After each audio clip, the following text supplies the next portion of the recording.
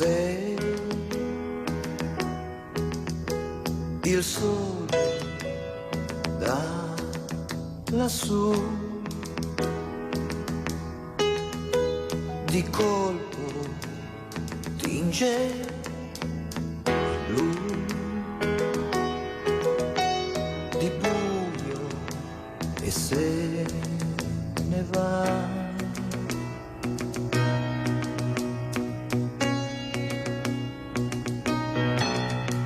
E se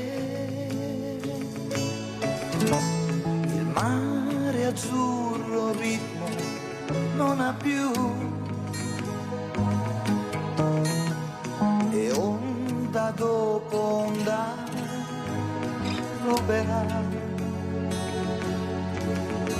la spiaggia della mia felicità.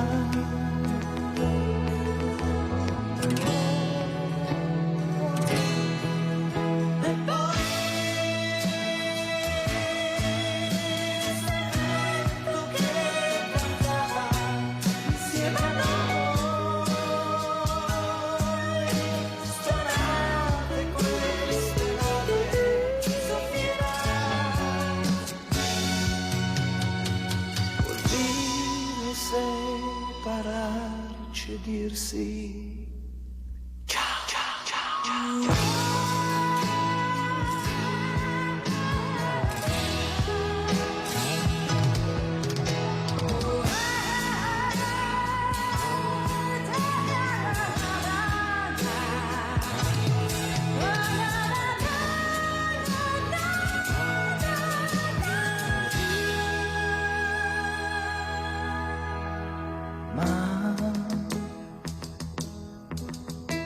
Se l'alba spunta poi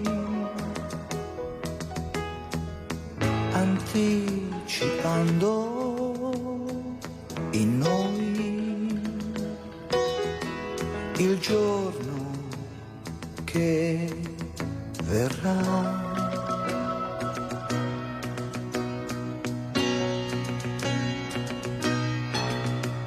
E se una rondine dispersa e sola avrà la forza della sua comunità per continuare il viaggio fino al sud.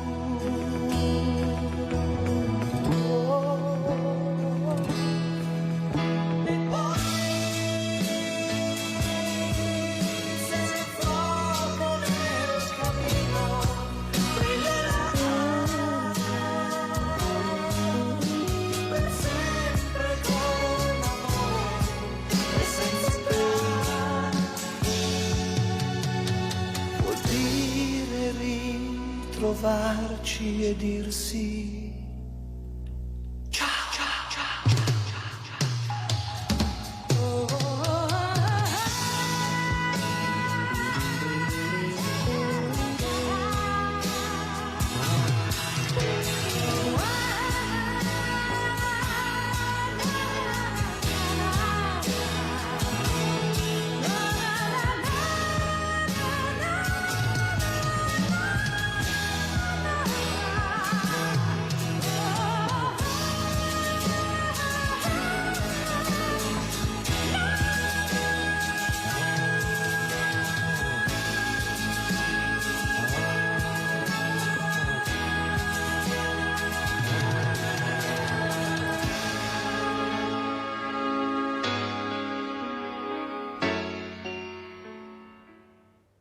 Buongiorno, buongiorno. Sabato non ci siamo sentiti, non ci siamo visti perché c'era la diretta con gli alpini, ma oggi sono qua con voi, devo raccontarvi tantissime cose che vedrete nei prossimi giorni. Qualcosa vi farò vedere questa mattina, cosa è successo a Villa Margherita nel weekend, ma permettetemi di salutare due donne questa mattina. Volevo salutare Rosanna, che è la nonna di Mattia Battistetti, che è morto sul lavoro, che ieri è venuta a Villa Margherita perché c'è questa mostra che è terminata ieri, questo dolore immenso che non passa a questi genitori, a questi nonni, a questa nonna che ci guarda sempre con una dignità e una sofferenza incredibile.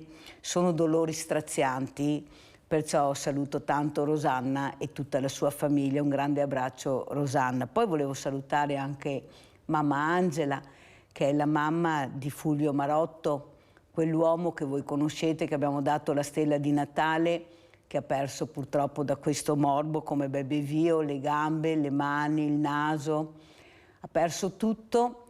E ieri c'era questa mamma di 84 anni con un ictus che è arrivata in bicicletta fatta dal figlio, che ha spazzato tutto il piazzale di Villa Margherita con questo figlio che continuava a dire: dai mamma, avanti, non fai niente mamma, dai, per stimolarla. E voi dovreste vedere come lavorava questa donna, questa mamma, la sentirete nell'intervista che ho fatto ieri, ma soprattutto cosa vuol dire essere spronati, non sentirsi vecchi, non sentirsi soli, non sentirsi abbandonati. Poi è ritornata alle sera, alle 9:30 da sola in bicicletta, con questa bicicletta che gli ha fatto il figlio, per stare in compagnia assieme a tanti giovani, a tanti ragazzi. Guardate, è stato un momento che forse la politica dovrebbe capire che non ci sono solo tagli di nastri, di ponti, di vini. Ci sono anche queste realtà dove non si vede anima viva naturalmente di politici, perché sono sempre troppo impegnati, giustamente, però che mi fanno capire tante cose che abbiamo trovato in là per riunire le famiglie. Ieri tantissimi bambini e ragazzi che giocavano con i loro genitori. Guardate, una cosa bellissima che continuerò a fare grazie a tutte queste associazioni, e lo dico questa mattina ai nostri ospiti, in primis a Giuseppe Pan, capogruppo Lega Salvini, consigliere Regione Veneto. Buongiorno Pan. Buongiorno Mirella, a te e tutti i telespettatori. Allora, Giuseppe Pa è anche un grande amico della Mirella, è uno dei pochissimi, come vi racconto sempre, che è venuto al Banco Solidale. Sapete che vi ho detto in 13 anni posso contarli forse su una mano. Questo è lui, devo dirlo, perché se lo merita, mi è sempre stato vicino, anche lui ha cercato di aiutarmi nel possibile, non è sempre facile neanche per loro, perché se da Sua Maestà qualcuno in alto non arriva, e là anche loro fanno fatica a muoversi. Però cosa ne pensa di queste iniziative, Pan, dove veramente si vive la famiglia, ecco, la famiglia unita, non c'è età, dal bambino al giovane, all'anziano, genitori, nonni. Prego Pan. Beh, guarda Mirella, io tanto a farti i complimenti per il lavoro che fai da tanti anni a favore delle persone che hanno tanti problemi. Qua sappiamo che nella nostra società ce ne sono tante e che vivono anche con difficoltà non solo fisiche ma anche di altro tipo, quindi un complimenti va a te che sei sempre in prima linea, tra l'altro ci sproni anche noi politici, tra virgolette, a fare anche il nostro dovere in questo senso. Beh, io penso che le nostre famiglie, io ieri ero con la mia mamma, giusto per dirti una cosa, siamo andati a Massanzago a fare la sgaettada del Bacco da Seta, non so se sai cos'è, no? Sì. E a tutte queste donne come una volta sotto sto barco con giovani, bambini, eccetera, tutti là a fare filò praticamente tutto il pomeriggio, fino al pomeriggio. Quindi, e là tutti sti racconti, gli anziani, mia mamma ha 91 anni, lo sai, quindi non che pareva neanche vero tornare indietro a quando ero ragazza. Perché vedi, c'è bisogno di socialità, perché siamo sempre chiusi in casa, gli anziani sono chiusi in casa, i ragazzi dopo il Covid sono sempre davanti a un computer, a uno smartphone o attaccati alla PlayStation. E quando riscoprono che invece la vita è fuori, che è all'aria aperta, a fare anche le cose semplici e stare in compagnia, a parlarsi, perché uno dei problemi più grossi di questo mondo, di questa generazione in particolare, ormai con qualche età anche a me come te, è quello di essere soli e di non parlarsi. Cioè, quando si scopre che si parla e in qualche maniera si trova sempre un aiuto o una buona parola, si vive meglio e si va a casa sempre con un sorriso, che invece con la depressione, no? Invece star chiusi dentro le quattro mura. E dopo? Come dopo, scusa? Sì, e dopo i quattro mura cosa c'è? E dopo i quattro mura non c'è niente, Appunto, perché per fortuna che l'ha detto Pan, per fortuna che l'ha detto Pan, non c'è non vede- niente. Ma esatto, perché questo Pan, è la il politica problema. è così lontana del Ma no, mondo non della non è disabilità, vero. dei poveri? Come le ho detto, il banco in provincia, l'unico in Italia, un banco solidale che aiuta anche in pandemia, mai visto nessuno, cioè pochissimi, quasi niente, regali quasi niente, offerte quasi niente. Perché se non lei capisce che io devo parlare in No, no, generale, ma ho lei ospite capisco. questa mattina. Perché è così Guarda, lontana invece di avvicinare questi volontari? Lei lo sa che ci sono riuniti 28 empori solidali a Venezia, ci hanno messo all'isola di Sant'Elvisi che non passava neanche ai cani e manca pagare una quota per partecipare. Cioè non le sembra un po'? 28 banchi solidali da 7 vuol dire che c'è un'emergenza di aiuti che fa paura, infatti io sono impressionata da questi numeri. Eppure non ci vogliono vedere, non ci vogliono sentire. Sì, è venuta l'assessore 20 minuti, poi è andata via, ma niente altro relegati. Io dove ho detto che dovremmo essere stati in piazza San Marco dopo tutto quello che abbiamo fatto e abbiamo dato, specialmente con la pandemia, eppure come se non esistessimo. Perché questo secondo lei? Prego, prego.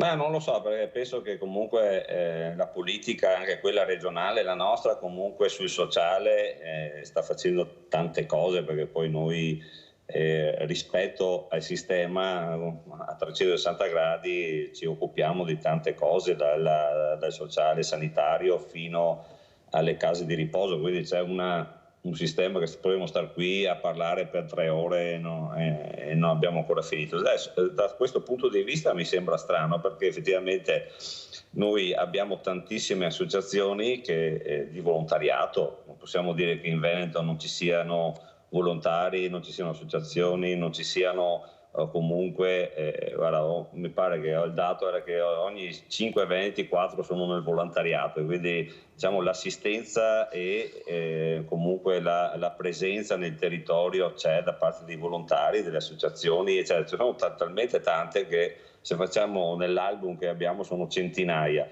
In questo caso nelle vostre, diciamo, sono quelle più dirette, sono quelle che gestiscono il problema proprio della povertà, della disabilità, di quelli che sono proprio in crisi e che non sanno dove sbattere la testa. È chiaro che qui io adesso mi farò anche carico con l'assessore di capire quale ruolo anche le vostre, la tua, le altre associazioni devono avere per avere anche da parte della Regione Veneto un aiuto, un supporto, vediamo cosa si può fare. Questo mi faccio carico, la sentirò e poi casomai ci sentiamo, Mirella. Soprattutto anche la visibilità, vede consigliere, delle volte basta anche una pacca sulla spalla, cioè siamo tutti uniti per la prima volta, 28 empori solidali, mi mette a Sant'Elvisi che non passa neanche al cano, gli altri tutti bei, preparai con tutte le nostre robe, cioè capisce, abbiamo dovuto pagare una piccola quota, non so perché un rimborso spese, pensati, 28 banchi solidali che fa il rimborso spese, cioè lo trovo veramente umiliante. A me non me ne frega niente di quello che penserà qualcuno, dice la solita, no, bisogna dire anche le cose come stanno, perché io penso che noi, per carità, non è che meritiamo la medaglia d'oro, però di aver messo tutti quanti una goccia sull'oceano per combattere la povertà, specialmente durante la pandemia ce l'abbiamo messa, e come rischiando anche, non siamo stati mai chiusi molti di noi, perciò lo trovo veramente stupefacente quello che è successo. Sentiamo il nostro Rinaldo da Venezia, vai Rinaldo. Ciao Mirella e ciao al tuo ospite. Mi voglio lo conosco perché lo seguo sempre. So che è una brava persona, che se da tanto da fare anche per è già dappertutto. È un assessore che mi piace perché si impegna ed è sempre dappertutto. Però volevo dirvi che anche questi banchi solidari, che è tutto volontariato, non dovrebbe neanche essere. Dovrebbe pensare che lo Stato a chi che la fame, non uno di volontà sua a fare di tutto per andare a mangiare. E lo Stato, dove sei? Cosa fai? Ho visto stamattina, ieri mattina, che ha fatto vedere gli aerei, questo e quello. Quanto lei consuma su 24 ore di benzina e di tutto, le cose che gli costa. Con chi sei che poteva portare noi in piazza San Marco, li ha portati in casa da miei a fare una roba, ma scherziamo. Ed è umiliante per quello che fa sta gente. Guarda che ne avevo con panza, mi sono detto la mia opinione da cittadino. Mi ho 80 anni, ho visto tante robe, ho fatto di tutto. Ma povera gente, dove che potevo, partita i cani, le portavo la roba in isola a gatti, vabbè.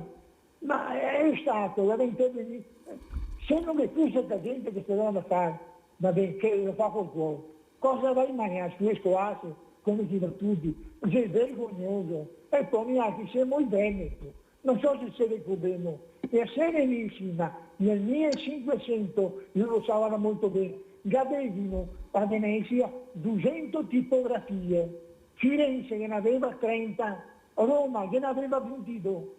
Non avevo bisogno di nessuno, abbiamo una storia, dobbiamo creare, dobbiamo insegnare a vivere al mondo intero. E si ne tratta il Veneto, l'arma cosa, dai cavi che a roba che ha agli altri. Ma dai, è vergognoso. E la Lega, per me mi piace tanto la Lega, l'ho sempre votato la Lega, perché che separare le persone. Ma quando che vede Lega Salvini, no, è Salvini che dava in Lombardia, che si è marcato che è una brava persona, che si è il sindaco del Treviso, va bene, che si è in Zaia, che avremmo bisogno che uno da Lombardia venga, va bene, a comandarmi altri, insegnarmi cose che avremmo a fare in altri veneti. Che Brescia è che tutta veneziana, già con la Leone, voglio dire, bisogna che lo Stato faccia qualcosa, prima per loro, che li mette in condizione di poter aiutare la gente. Non è difficile, ma capo, che sa benissimo perché è una brava persona. Cara Mirella, ti saluto. Che non sei marcato il Sepan nell'euforia da sbagliare. Va bene Rinaldo, te che avevamo capito. Prego Pan. Ma non importa, no, niente, lo Stato purtroppo è sempre lontano da queste cose, perché poi delega agli enti, no, soprattutto il sociale è delegato alla regione, ma soprattutto poi noi nel sistema Veneto abbiamo il sociale delegato alle ULS, quindi le ULS e le assistenti sociali che intervengono in quelle famiglie che hanno tutta una serie di problemi, e quindi sappiamo che poi qui si parte, una volta che è identificata la famiglia e il problema, si partono con tutta una serie di operazioni e di linee di intervento, no? Che possono essere da quello del contributo per la casa, il contributo per i figli, eccetera, eccetera, eccetera, no? Agli anziani. È chiaro che i casi di povertà assoluta, anche qui naturalmente se noi pensiamo ai nostri pensionati che hanno 500 euro al mese, che non riescono neanche a pagare la bolletta, tanti non si rivolgono neanche agli assistenti sociali. Questo è il problema, se per questo chi viene da te, perché magari tanti anche si vergogna andare in giro a chiedere, no? E vengono lì perché sanno che venendo da te, da Mirella, trovano comunque degli aiuti diretti, che sono quelli che lo Stato difficilmente riesce a fare, cioè è grazie al volontariato come voi che si riesce a fare questa operazione di salvataggio, diciamo, delle persone più fragili. Vedi anche tante questioni come la violenza sulle donne o tanti episodi che succedono, ormai in TV se ne vede tutti i colori. Lì si chiede, ma scusa, ma a Firenze se hai accorti oggi che era un hotel occupato di gente che non si sapeva neanche che fosse, che i bambini erano là, cioè non so se mi spiego, cioè lo Stato finché non è successo la disgrazia o non succede qualcosa non si muove, a meno che non sia il cittadino che riesca in qualche maniera a intervenire, qualche cittadino o qualche istituzione, per prevenire magari dei fenomeni. Cioè, ad esempio io quando facevo il sindaco di Cittadella e che giravo quel paese, noi sapevamo quali erano le famiglie che avevano dei problemi, i ragazzi, cioè li vedi, cioè cerchi di intervenire, chiami la famiglia, cerchi di capire il problema, se con l'assistente sociale, cioè il sindaco era quello proprio che riusciva, almeno nel suo ruolo, insieme agli assessori di competenza, a trovare le soluzioni migliori soprattutto per le famiglie e quelle problematiche. se aspettiamo lo Stato da Roma, Stato centrale, ragazzi, arrivederci. Questo veramente mi dispiace contraddirla, ma purtroppo lo Stato siamo noi, il Parlamento è un'altra cosa, il Parlamento che legifera e fa delle leggi che non vengono applicate o sono fatte male o sono state strette. E sentire un politico molto importante che dice agli alluvionati dell'Emilia Romagna: attenzione che noi non siamo un bancomat, io rispondo a lui: guardi che forse siamo noi il vostro bancomat e siamo finiti e siamo stanchi e siamo proprio sfiniti di darvi i soldi. Ecco, perché sentire una frase del genere è umiliante, avvilente. Un politico che si permette di dire non siamo un bancomat, no, siamo noi il vostro bancomat. È là il grosso problema che qualche politico e molti non hanno capito, che siamo stufi di essere munti come le mucche. Prego, Pan.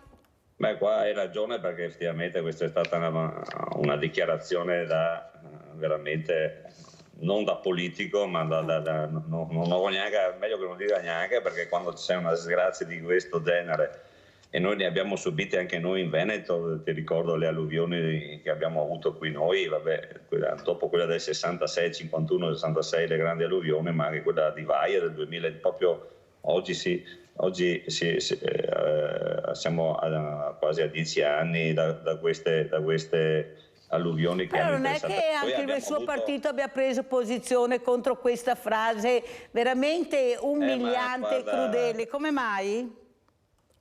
Beh, ma noi sai che poi queste robe qua si lavano in casa, i panni sporchi, quindi direi che sarà sicuramente una ripercussione. Ma detto questo, io posso solo dare solidarietà all'Emilia Romagna. Noi abbiamo mandato anche tanti della protezione civile veneta che sono stati lì, tante squadre che sono mosse, che hanno dato il loro contributo, perché se c'è la solidarietà noi siamo andati. Poi sul bancomat posso darti solo ragione, perché senza i cittadini, senza le tasse, senza quello che si pagano, lo Stato non funzionerebbe, non funzionerebbero neanche i servizi, non funzionerebbe neanche magari il stipendio di questo politico qua, dai, mettiamo così, se mettiamo dentro tutti. Però sono frasi che fanno molto male, specialmente uno che ha perso casa, che ha perso attività, che ha perso tutto. Sentire questo 14... che dice una roba del genere, ed è quello che dovrebbe invece aiutare, supportare, non è che bisogna stare molto allegri. Giusto per capirsi, sì, appunto. Anche 14 morti, ecco. Appunto. E quindi assolutamente questo qua probabilmente nella sua vita non ha mai visto cose del genere, o è il posto sbagliato, diciamo, mettiamola così. Boh. Allora andiamo a Venezia, andiamo a vedere questo servizio, Giuseppe Pan, che veramente fa pensare, fa discutere, e poi sentiamo come lo commenta il nostro Giuseppe Pan. Lo dico, ma la sanità dolo.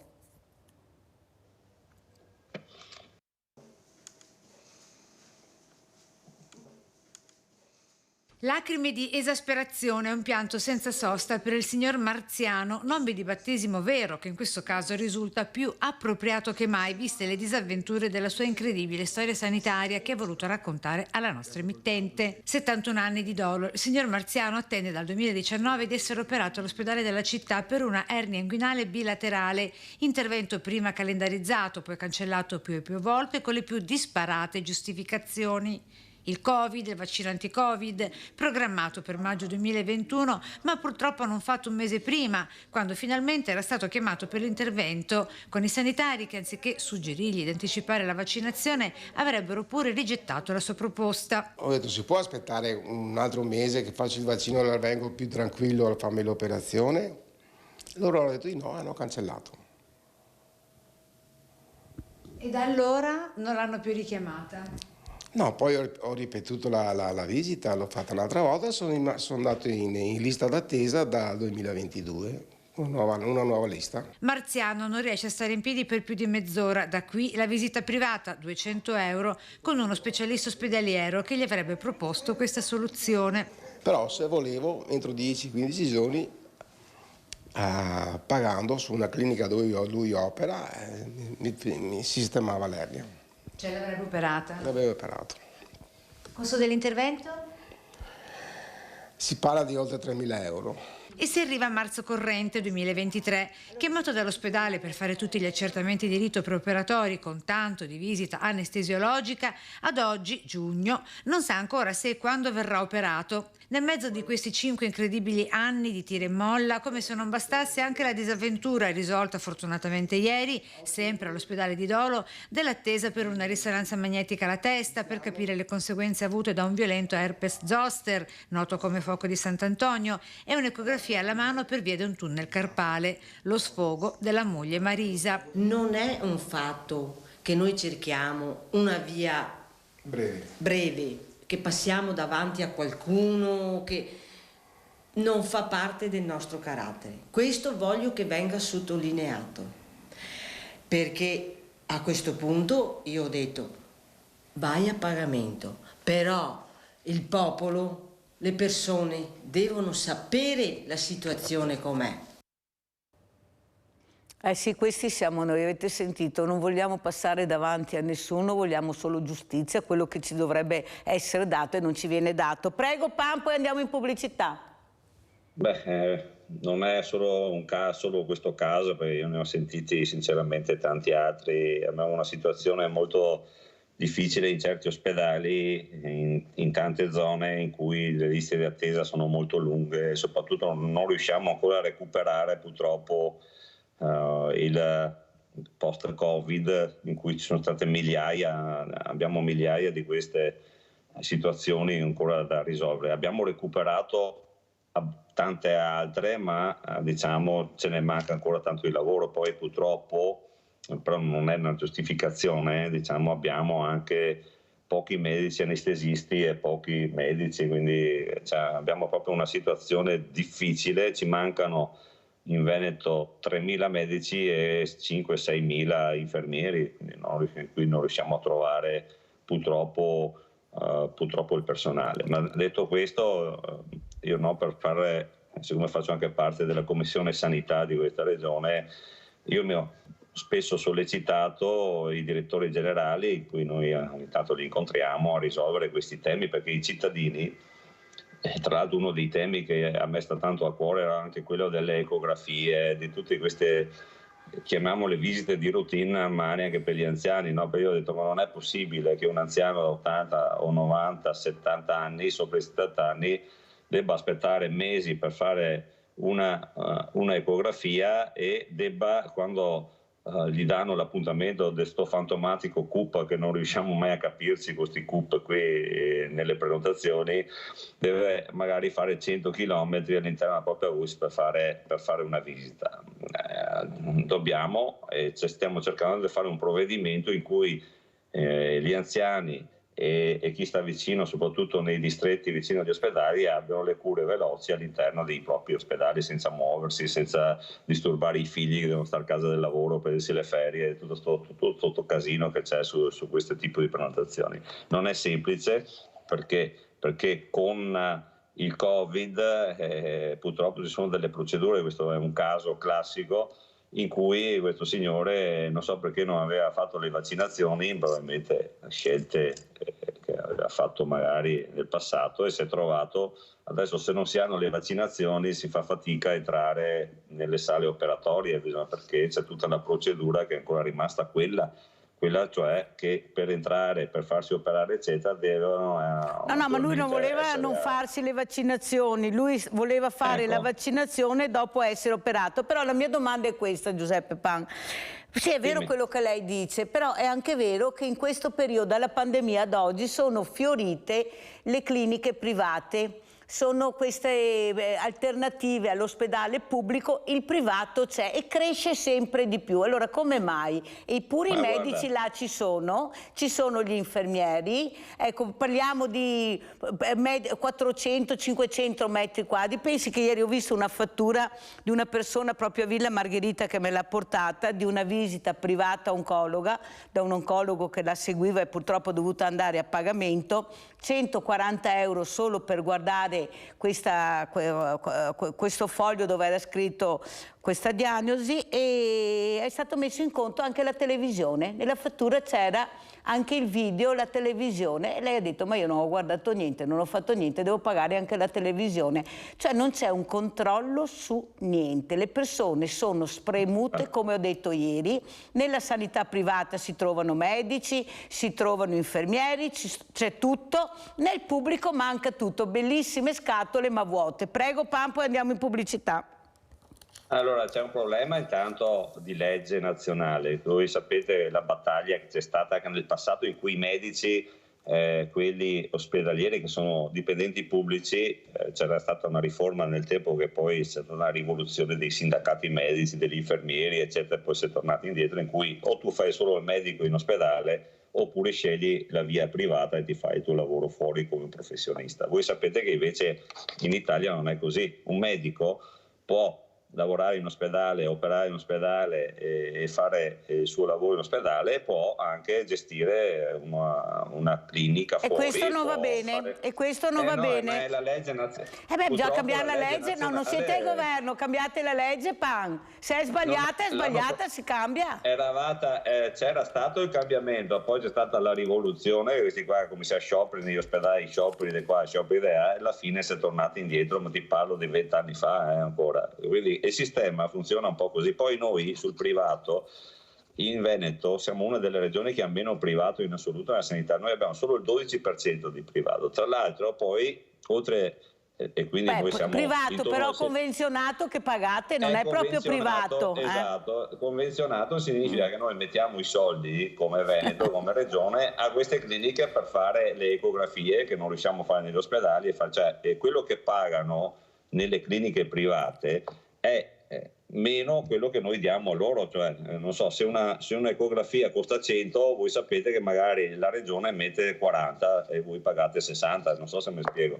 Ecco, giusto per capirsi, no? Perché chiaramente, ritornando al discorso di prima, non riuscendo a supplire all'interno degli ospedali a tutte le migliaia di visite, ecografie, eccetera, TAC, quello che te vuoi, abbiamo convenzionato queste cliniche private che hanno macchinari, che hanno eccetera, per dare una mano, per fare anche svelti, per comunque far sì che i cittadini abbiano il servizio. Però noi diamo un contributo. Però abbiamo questi ospedali di comunità che abbiamo la struttura ma non abbiamo il personale all'interno, e allora?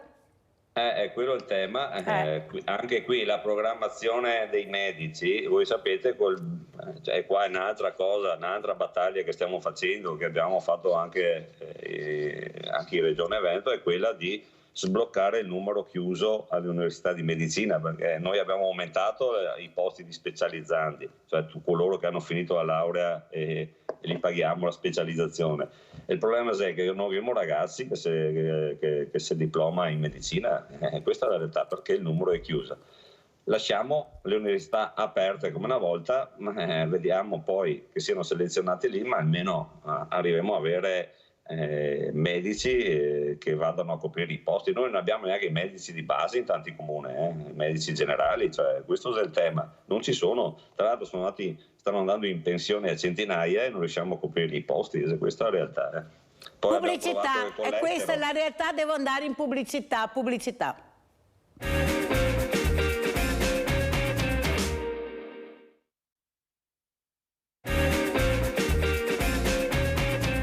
E siamo collegati con Cittadella, con Giuseppe Pan, capogruppo Lega Salvini, consigliere Regione Veneto. È arrivato anche Ernesto Pancin, direttore Associazione Esercenti Pubblici Esercizi a Venezia. Buongiorno direttore. Buongiorno. Allora cosa ci racconta, visto che abbiamo l'assessore Pan, come va? Io lo chiamo assessore anche se è consigliere, perché per me è restato assessore, ma non importa. Allora cosa ci racconta? Come sta andando pubblici esercizi? Manca personale, in sanità manca personale, dappertutto manca personale. Cosa ci racconta Pancin?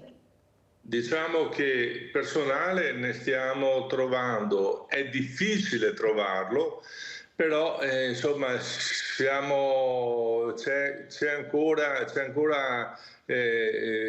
comunque sempre in continua ricerca, però diciamo che i quadri sono quasi al completo. E questo personale com'è? Ecco, come lo avete trovato e dove lo avete trovato?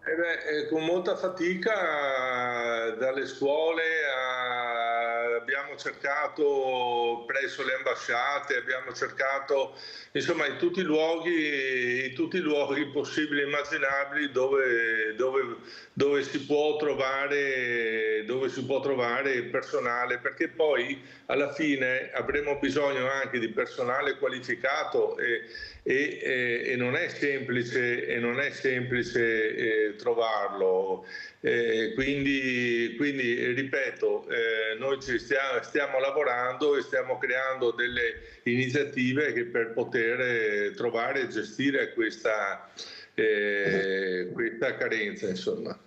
Allora, il problema che noi raccontiamo molte volte anche con le telefonate, con i servizi che facciamo anche dei telegiornali, il problema non è che i giovani non hanno voglia di lavorare e io li difendo, il problema è che non ci sono, la denatalità si fa sentire e quelli che ci sono, finisco, e quelli che ci sono vorrebbero essere pagati anche decentemente, perché è vero che molti pagano, ma è anche vero che tanti altri non pagano decentemente. Contratto c'è una cosa, nella realtà è un'altra. Cosa ci racconta Pancin? No, che è una falsità, sono sciocchezze che vengono dette da persone che vogliono gettare fango su una categoria e non c'è motivo. La situazione non è che c'è gente che non viene pagato o che non ha voglia di lavorare o che altro. E il fatto è che c'è gente che grazie alla pandemia trascorsa, siccome doveva per forza lavorare, doveva trovare e noi eravamo in lockdown e quindi forzatamente chiusi, la gente che doveva portare a casa uno stipendio si è messa a fare altre cose. Si è impiegata nella logistica, si è impiegata in altri mestieri e quindi forza lavoro che è stata sottratta a quello che erano abituati a venire, perché facevano la stagione estiva da noi, poi la stagione invernale in montagna, poi tutta una serie di altre attività e trovavano i costi, cioè il pagamento dei loro stipendi veniva secondo i contratti e non c'è nessuno salvo qualcuno che si può trovare in qualsiasi categoria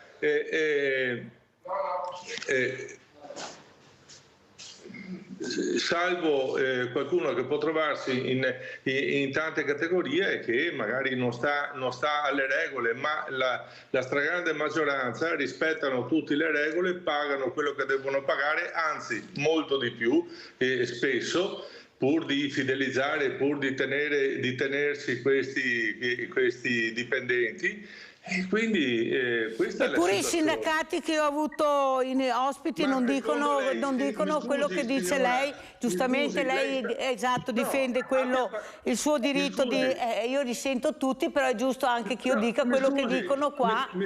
Prego.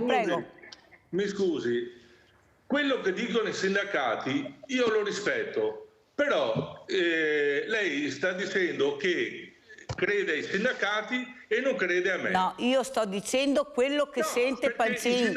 Io dico quello che sento qua, non quello che non credo a lei. Io dico, visto che non c'è il contraddittorio, quando li ho ospiti, come ospite, lei quello che dicono i sindacati. Non è che io ho detto che non credo a quello che dice lei, non giriamo le carte. Ho detto quello che dicono, visto che non c'è il contraddittorio, quello che dicono quando vengono qua. Allora non li nomini. E perché non li devo nominare, scusi? E le spiego, perché io le sto dicendo una cosa e lei sta dicendo che i sindacati dicono un'altra cosa. Perché non lo posso dire?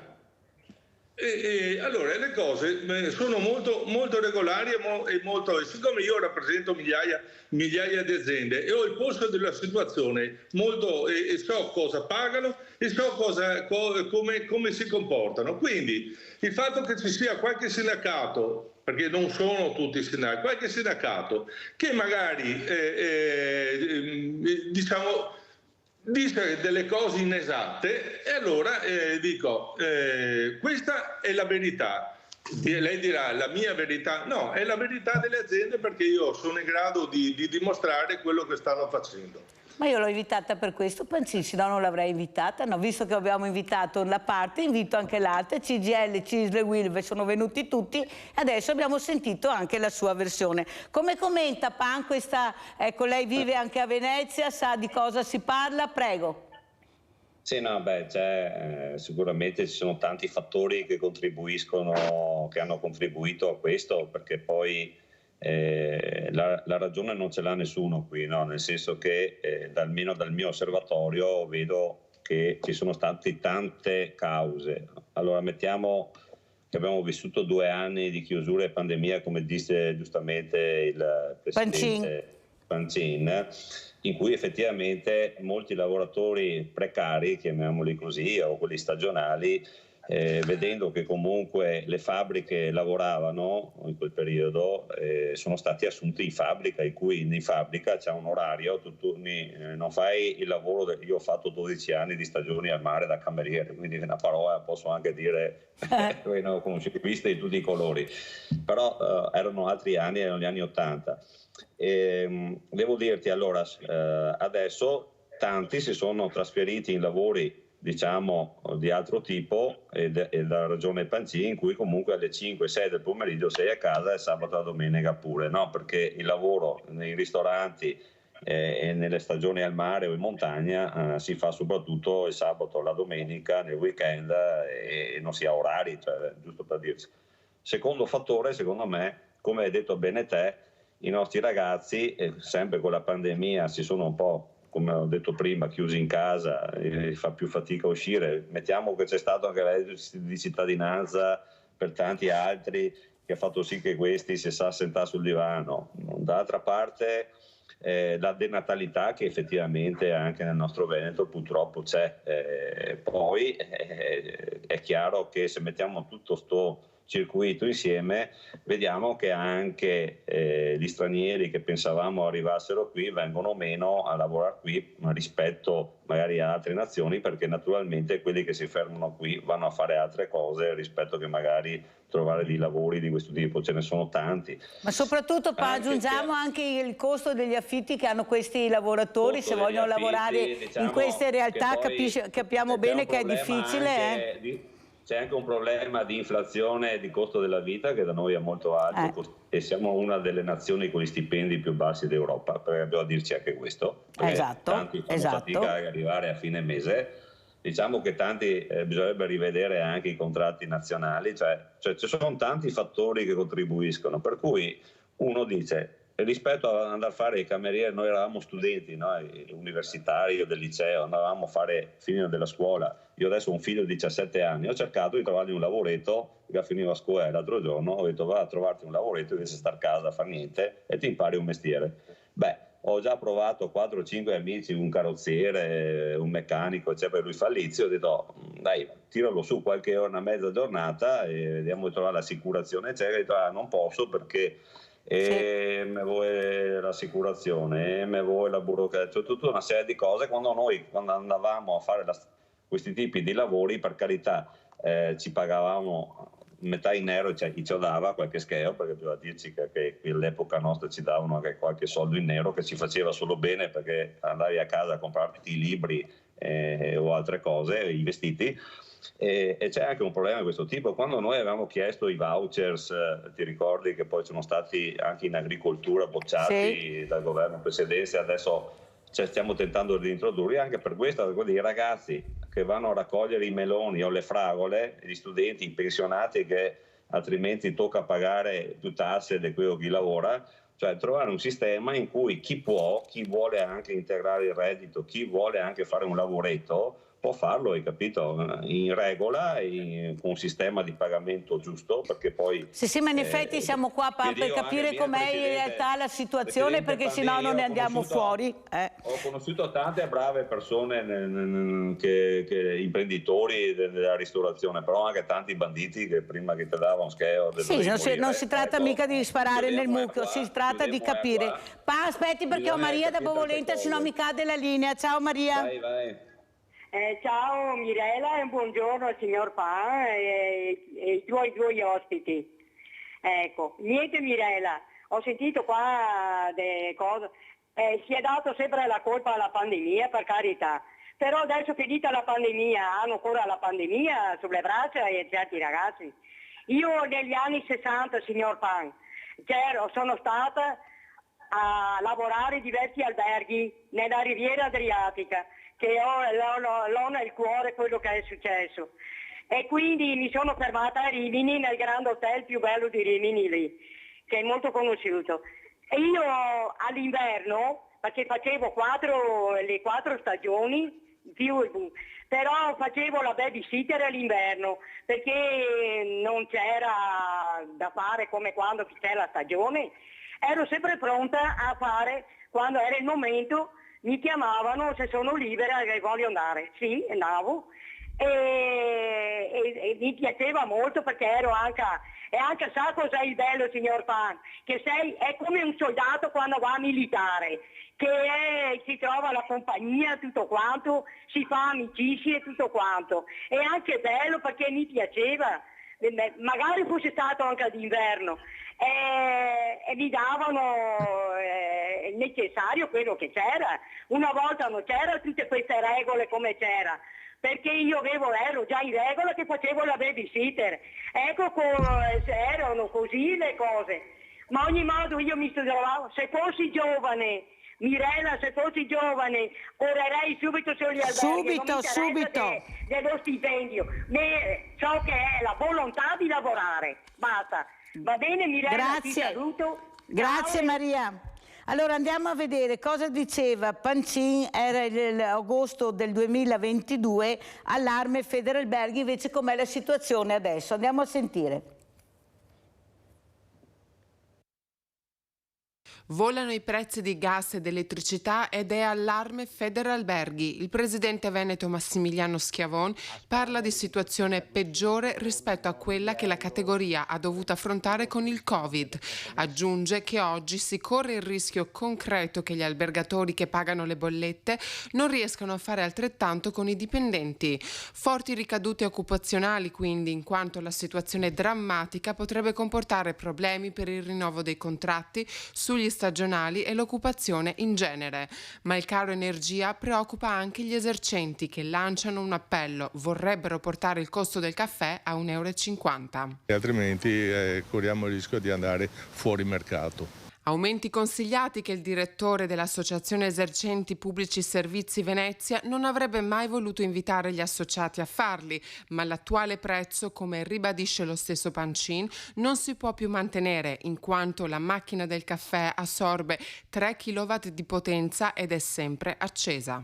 Vendere un caffè sotto costo, anche no, insomma, ecco. Ma tra gli esercenti c'è chi vorrebbe aumentare anche il prezzo di altri prodotti. Anche lo spritz. Come mai? Perché non ci si sta dentro a 3,50 euro o 4 euro, bisogna venderlo minimo a 6-7 euro. Che rincari ha visto nell'ultima bolletta? Il 20-30% in più. Rispetto a quella dell'anno scorso o di 2 anni fa? No, rispetto a quella dell'anno scorso. Bisogna ridurre un po' tutto. E come fate voi? Come facciamo? Cerchiamo di farcela. Arriviamo a fine mese che siamo coi conti a zero. Un allarme per non portare le nostre economie fuori mercato. Allora direttore, com'è la situazione adesso? Ecco, questi prezzi, ecco, non sotto costo, ma magari buon sì, prego. Beh, qualche aumento c'è stato, fortunatamente non come avevamo prospettato o proposto, perché l'aumento dell'energia gas e energia elettrica è rimasto contenuto rispetto a quello previsto e a quello che c'era stato, quella fiammata che c'era stata all'inizio. E a quella signora che evidenziava che la pandemia non c'è più, io vorrei dire a tutti voi che la pandemia non c'è più, cioè non dobbiamo più metterci la mascherina, però gli esiti della pandemia, cioè i debiti, i mutui che abbiamo dovuto accendere per poter far rimanere in vita le nostre aziende di centinaia di migliaia di euro, mutui che gravano mensilmente sulle nostre aziende e che per almeno 5, 6, 7, 10 anni saranno sempre presenti nelle nostre economie, nelle nostre contabilità. Quindi è vero che non c'è la pandemia sotto l'aspetto sanitario, ma c'è un'emergenza sotto l'aspetto economico e quindi tenetene conto, se ne tenga conto, perché tutte le nostre aziende, uno dei loro principali capitali sono i propri collaboratori, i propri dipendenti e quindi per noi sono un valore, però alla fine poi quando dobbiamo fare un bilancio, quel bilancio deve essere almeno alla pari, non può essere sotto, perché altrimenti si portano i libri in tribunale e si dichiara e si chiude bottega, per non dire altro. La interrompo un secondo perché abbiamo una telefonata da Oderzo. Pronto? Pronto? Pronto? Marino? Marina? Non ho capito bene? Niente, non riesco a collegarmi. Prego, Pancin. No, quindi queste cose vanno valutate perché io vedo molta demagogia su molti ragionamenti fatti anche da persone che capisco, però sono impreparati o non hanno idea di cosa sia, perché magari non fanno il nostro lavoro o non si occupano di contabilità o non si occupano di quello che è la gestione di un'impresa e quindi io direi cerchiamo di capire e cerchiamo di stare tutti dalla stessa parte, cioè dalla parte positiva e dove si cerca di dare lavoro e si cerca di far mantenere lo Stato sociale attivo.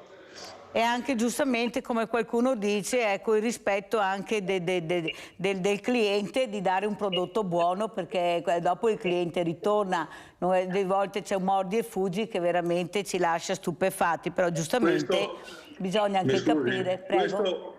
Mi scusi, questo fa parte della professionalità, perché se uno dà schifezze, tiene aperto un giorno, 2 giorni, 3 giorni, fin quando si esaurisce la clientela e poi chiude bottega.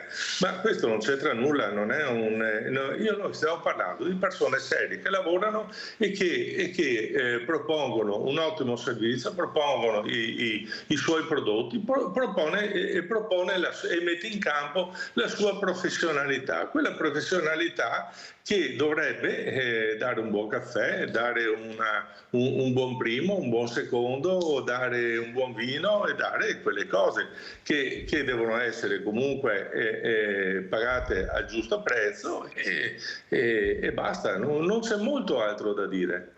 E in effetti l'ha detto molto bene, anche l'ha spiegato molto bene, a casa hanno capito bene perché sono ospiti che parlano e dicono quello che pensano nella massima libertà. Allora Pan, 24 giugno, giornata terribile per voi, la Lega finalmente deciderà il segretario, vedo il sorriso, mamma mia i panni eravate abituati a lavarveli in casa, non più adesso, cosa ci racconta Pan? Come andrà secondo lei, chi vincerà? Che vinca il migliore, no? Si dice in questi casi. No, è chiaro che noi siamo stati massacrati sui giornali da mesi per questo congresso, però devo dire a tutti gli ascoltatori, a chi comunque segue anche la politica, anche la nostra regionale della Liga Veneta, noi siamo partiti. Allora, chiudiamo la fase Covid in cui non sarà possibile neanche trovarci nelle sezioni, siamo partiti l'anno scorso a rinnovare tutte le sezioni, quindi tutte le sezioni della Lega, che sono centinaia, sono state rinnovate nei loro organi. Poi prima dell'estate, cioè in quest'anno sono stati rinnovati tra l'inverno e l'estate tutti i congressi provinciali delle 7 province, ed è chiaro che adesso passate la tornata elettorale che c'è stata, ci sono state queste amministrative che anche in qui in Veneto hanno interessato diverse città e paesi. Adesso tocca naturalmente rinnovare la segreteria regionale, che è la segreteria, ricordo, non della Lega, è la segreteria della Liga Veneta, perché noi siamo federati alla Lega, no? Quindi siamo un organo sestante politico che siamo federati alla Lega. Poi ma nazionale. Sono 3 i candidati, Pan? Adesso... Sono 3 i candidati?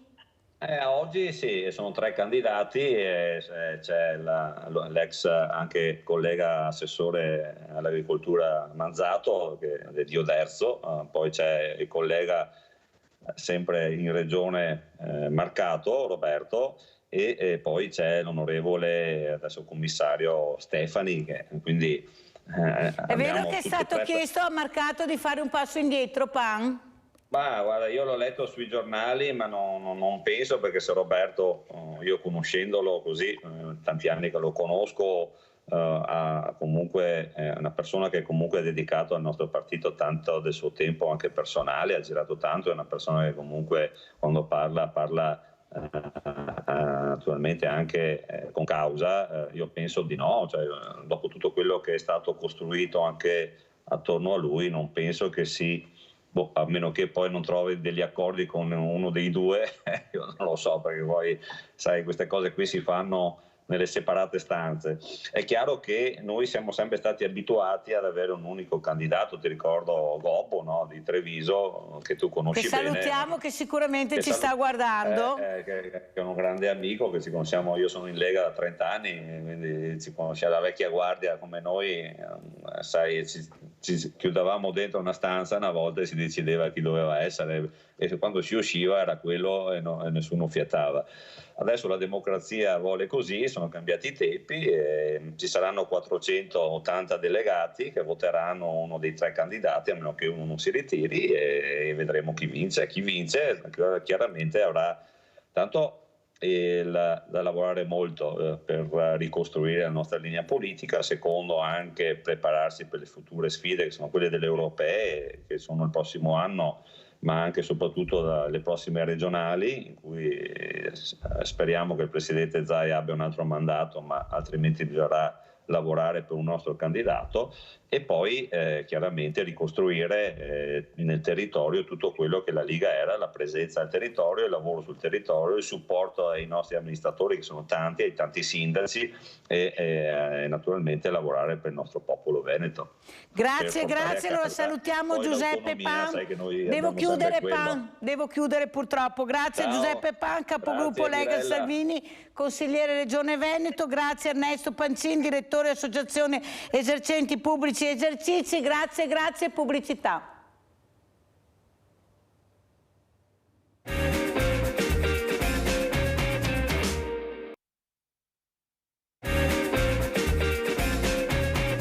Allora, visto che abbiamo parlato di sindacati, la Costituzione italiana all'articolo 39 dice questo, perché è giusto ricordarlo: l'organizzazione sindacale è libera. Ai sindacati non può essere imposto altro obbligo se non la loro registrazione presso uffici locali o centrali, secondo le norme di legge.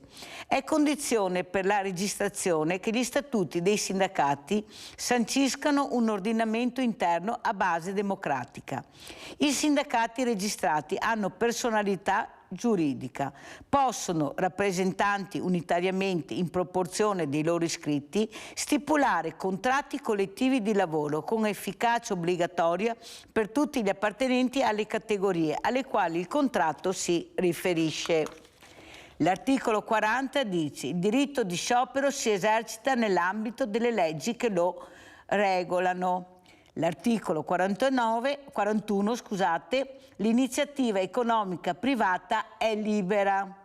non può svolgersi in contrasto con l'utilità sociale o in modo da recare danno alla salute, all'ambiente, alla sicurezza, alla libertà, alla dignità umana.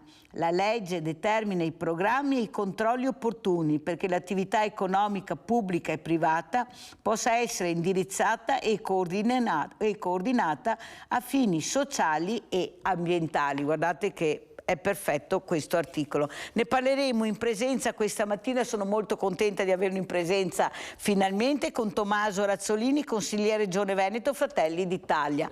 Buongiorno. Buongiorno a tutti. Buongiorno. La Costituzione, tanti articoli, però dopo bisogna vedere se questi articoli, queste leggi vengono applicate, come vengono applicate, la Costituzione dice questo, però dal dire e il fare c'è di mezzo il mare. Giovane, rampante in politica, come commenta?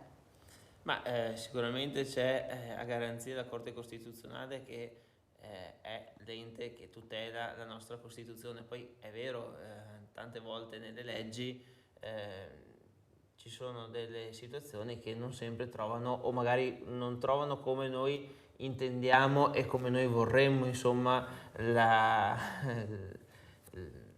tutela, diciamo, costituzionale. Anche è vero che poi non è sempre facile purtroppo accontentare tutti, e di conseguenza la nostra Costituzione, che è fatta bene e va a tutelare i nostri cittadini, a volte magari vorremmo essere più tutelati e rappresentati rispetto a quello che effettivamente lo siamo, però non è facile, perché insomma la situazione è difficile, nonostante che in questo momento l'Italia stia dando indicatori economici anche positivi rispetto a altre potenze europee e altre nazioni, però insomma la situazione è ben difficile, perché sappiamo bene che il caro vita è cresciuto, quindi la spesa costa di più, la benzina costa di più, tutta una serie di robe costano di più, e è difficile tirare alla fine del mese, e quindi sicuramente questo poi uno si chiede: ma allora sono tutelato o non sono tutelato? Non è facile in questo momento sicuramente vivere. Veramente per un giovane che veramente deve farsi una vita, ma il futuro non è così roseo. Salutiamo anche Piero Rosa Salva, presidente Vela, presidente Venice Marathon. Buongiorno, finalmente ci rivediamo, presidente. Dov'è? Non la vedo. È caduto? Vabbè, adesso lo riprendiamo, perché è caduto proprio in questo momento, mi dicono dalla regia. Allora, questi giovani che fanno fatica veramente a trovare veramente una via d'uscita, perché gli stipendi sono troppo bassi. Prima Ernesto Pancini, direttore dell'Associazione Esercenti Pubblici Esercizi, non vuole sentire parlare di sindacati, ma ci sono, ognuno fa il proprio lavoro. Il problema è che non si può sparare nel mucchio, però bisogna dire che ci sono buoni titolari e cattivi titolari, perché ci sono ragazzi che dicono sì, il contratto dice questo, però poi le ore che facciamo sono tante, e se non le facciamo diventa un problema, perché la realtà è tutta un'altra cosa, soprattutto anche i costi poi per trovare una casa in affitto. Perciò capite bene che se anche danno 1.500 euro, perché quello è lo stipendio, inutile che ce la giriamo, e poi ne pagano 600, 700, 800 euro, come sentito nelle grandi città, pensiamo magari a Venezia, capite bene che non ce la fanno, o sbaglio? Hanno ragione questi giovani di protestare, io li difendo sempre. Hanno ragione nella misura in cui, dandosi da fare, impegnandosi anche il sabato e la domenica, se appunto c'è necessità per l'azienda, per l'attività, di avere comunque un servizio, un lavoro, non riescono poi a mantenersi in base al caro vita che c'è tra affitto, spesa, bollette, mezzi di trasporto, e di conseguenza allora sì, effettivamente se il nostro vivere costa troppo rispetto allo stipendio, questo è un problema. Questo sì, la ringrazio, perché veramente, Razzolini, bisogna parlare anche chiaro, è inutile dire che tutto va bene, che tutti sono bravi, belli e buoni. Di lavoro dove sono anche pagati, ma il giovane magari non ha voglia perché è il sabato e la domenica, quindi io adesso non voglio estremizzare né in una parte né nell'altra, però ci sono delle situazioni. Metà e metà, diciamo. Allora, un'altra importante iniziativa che ha fatto Razzolini, io vorrei andare a vedere anche questo video che ci ha mandato, perché parla proprio di giovani. Andiamo a vedere storie di giovani.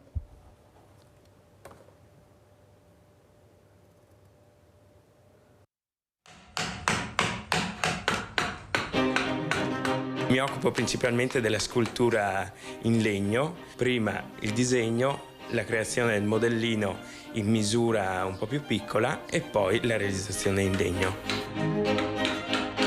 Siamo qui a Combay con il nostro Pietro Colmellere, uno scultore, perché proprio vogliamo parlare di giovani impegnati e vogliamo valorizzarli, quindi oggi vedremo quello che Pietro realizza e vedremo la sua forma artistica.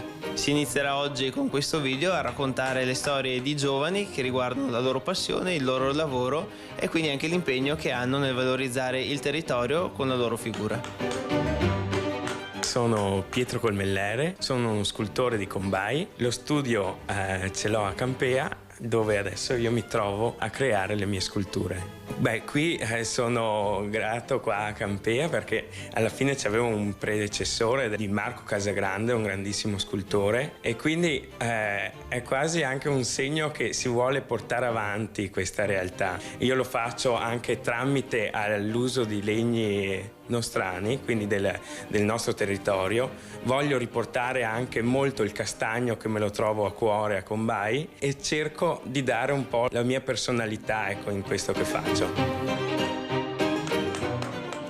Tutto è nato dalle scuole dell'infanzia, in realtà, perché era una scuola molto anche al contatto con la materia, con la terra, con tutte le arti che possiamo immaginare, e quindi è stato un percorso portato avanti in tutti questi anni, dopo portato in una scuola del legno, quindi una base di falegnameria, per dopo finire in Val Gardena con la scultura. La scultura che mi ha aperto completamente un mondo enorme e dove sono stato abbagliato, se possiamo dire così, o dove ho scoperto quello che veramente mi piaceva fare e dove trovo soddisfazione e dove mi sento realizzato.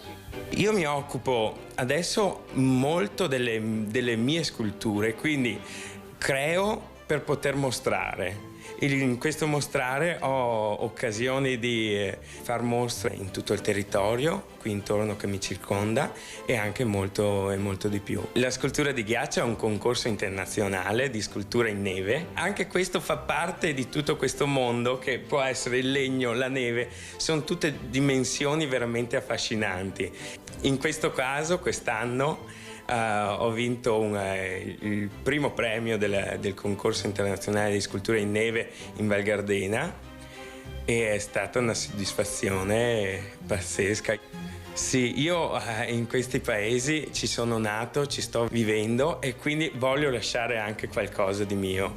Sto portando avanti, grazie anche alla Proloco di Combay, un progetto in parallelo anche al simposio del legno di scultura, sempre inerente alla festa dei marroni. Sto portando avanti questa realtà del box art, una forma dove rinterpreto delle leggende e porto delle figure anche mitologiche, se possiamo dire, in questi boschi, riutilizzando il legno locale, il legno che trovo in mezzo ai boschi, che non si userebbe, e quindi ridiamo vita a queste materie.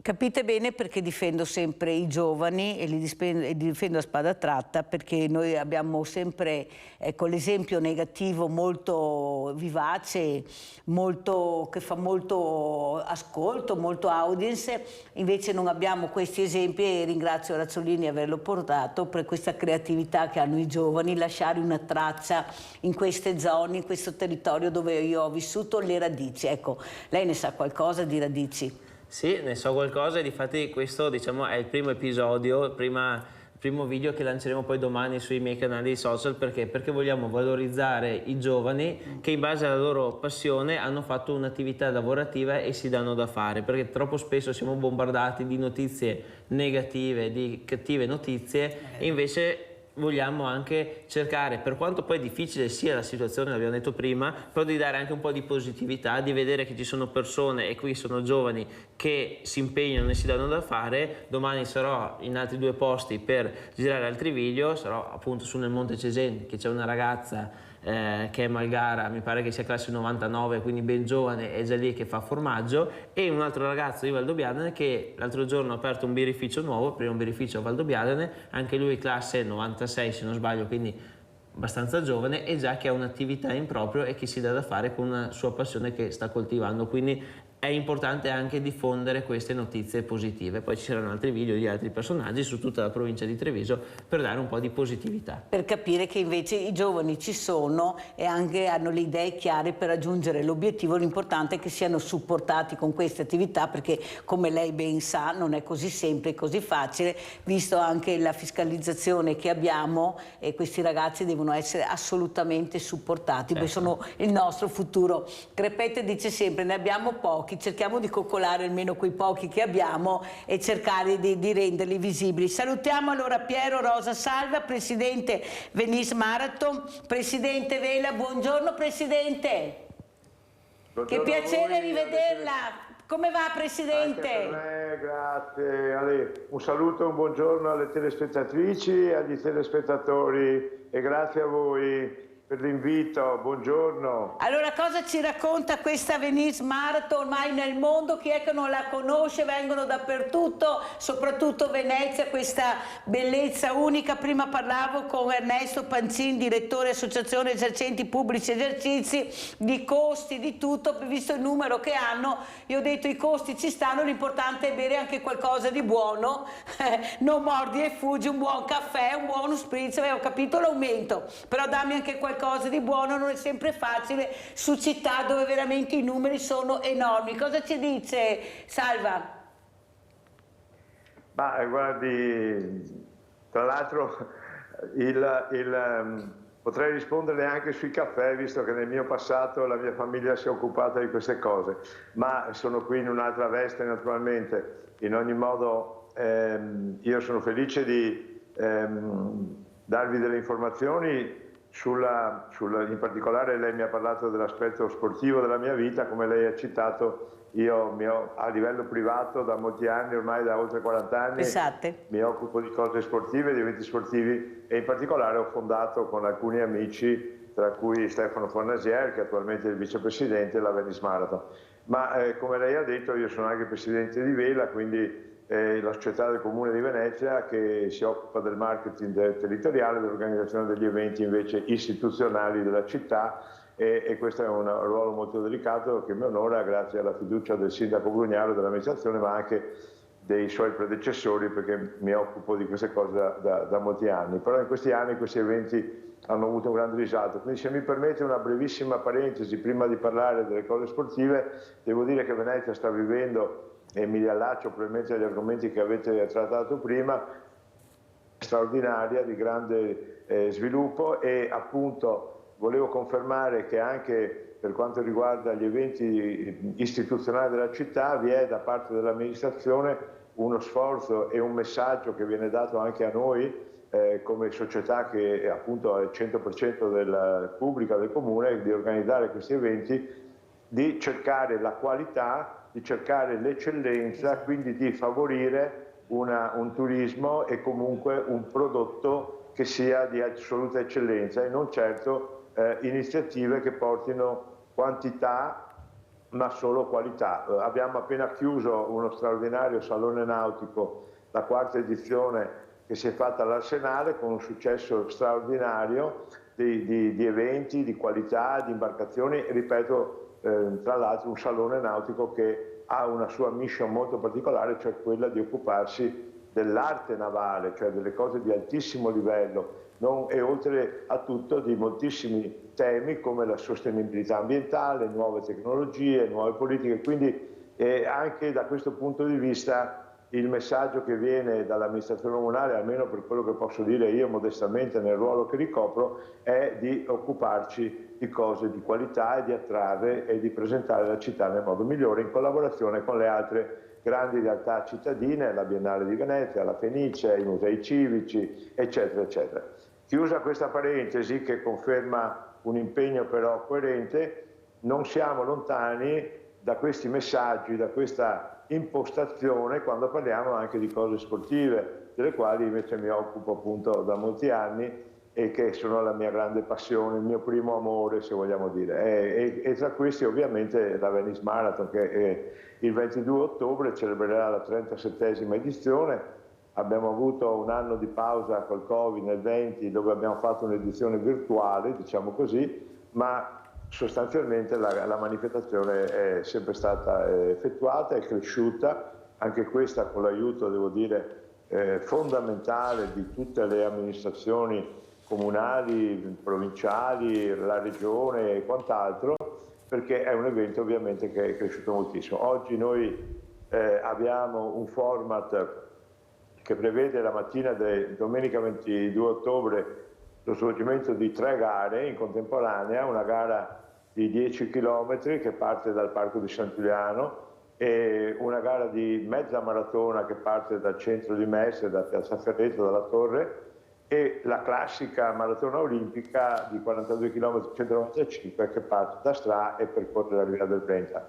Tutte queste gare arrivano a Venezia nella Riva dei Sette Martiri, vicino ai giardini della Biennale, dove da moltissimi anni è posto l'arrivo, sono posti i servizi di accoglienza, di assistenza agli atleti. Ecco, noi contiamo di avere circa 15.000 atleti quel giorno, divisi fra queste 3 prove. È un numero che noi autolimitiamo, cioè abbiamo il numero chiuso. Anche qui, ritorniamo al messaggio di prima, cioè non vogliamo lasciare aperte le iscrizioni a tutti, perché dobbiamo rispettare la fragilità, la delicatezza di questa città, le sue dimensioni, e quindi dobbiamo limitare la partecipazione. Peraltro questo viene compreso e accettato dagli atleti, perché è chiaro che... Allora Presidente, andiamo a vedere, proprio perché il tempo corre, devo fare un po' in fretta, questa Venice Marathon del 2022. Andiamo a vedere. Ecco, sicuramente immagini più belle del mio viso, quindi avete fatto bene a mettere in onda delle immagini. Sarà una mattinata di sport e grandi emozioni, quella di domani a Venezia. Si corre la 36esima edizione della Venice Marathon, delle 3 gare su distanze diverse, conterà su 15.000 partecipanti. Al Parco di San Giuliano è stato aperto il villaggio dello sport con tante iniziative. La gara è stata preceduta dalla Family Run a scopo benefico. Mi commuovo tutte le volte quando vedo piccoli atleti che crescono, arrivavano al traguardo competitivi, con quella voglia agli ultimi metri di dare tutto quello che avevano e andare avanti. Però mi piace che molti di loro hanno compreso di aver contribuito ad una giusta causa, sanno che buona parte delle iscrizioni sarà devoluta anche alla Disabili No Limits, l'associazione che io ho fondato 11 anni fa per regalare nuove opportunità di vita a chi non se le può permettere, ricordando che le persone con disabilità a volte per fare sport hanno bisogno di ausili e dispositivi che lo Stato non copre, serve acquistarli e le piccole associazioni come la mia cercano di coprire un vuoto normativo regalando questa opportunità. Ora la grande attesa è tutta per domani. Abbiamo già i primi arrivi qui all'Expo degli atleti, soprattutto stranieri, che sono già qui per vivere un weekend a Venezia, quindi questo conferma anche che la Venice Marathon ha un indotto economico e promozionale importante. Abbiamo sempre più persone che approfittano di questa manifestazione per venire a passare qualche giorno. Razzolini, anche Valdobbiadene non è da meno quando organizza eventi, non saremo a Venezia ma siamo in un altro posto, ecco, proprio l'UNESCO ha premiato, bellissimo, dove veramente questi giovani organizzano molti eventi, prego. Sì, giovani, non solo giovani, ci sono tante persone che sono impegnate a darsi da fare. Adesso avremo a fine giugno, gli ultimi 2 giorni di giugno, il 1° luglio, il Palio delle Contrade, che lì vede quasi 200 ragazzi di Valdobbiadene in piazza a sfidarsi, tipo Giochi Senza Frontiere, ma abbiamo altri eventi sportivi, podistici, c'è stata la 4 Pass, ma altre iniziative, un conto su di te, che era anche per sostenere le piscine comunali. Sappiamo in che difficoltà sono oggi tutti gli stabilimenti natatori, quindi anche lì si è voluto cercare di sensibilizzare questa realtà che insomma c'è molto importante per la nostra comunità. Quindi sicuramente ci sono tante belle iniziative e su questo Valdobbiadene, ma ho visto anche la Venice Marathon, sono sul pezzo e danno sicuramente valore al nostro territorio, anche perché creano un qualcosa che poi porta la gente da fuori, i turisti, a visitare, a praticare e a divertirsi. Allora andiamo a vedere, visto che abbiamo parlato di sport, questa giornata all'Irigen proprio con lo sport. Andiamo a vedere, poi la commentiamo.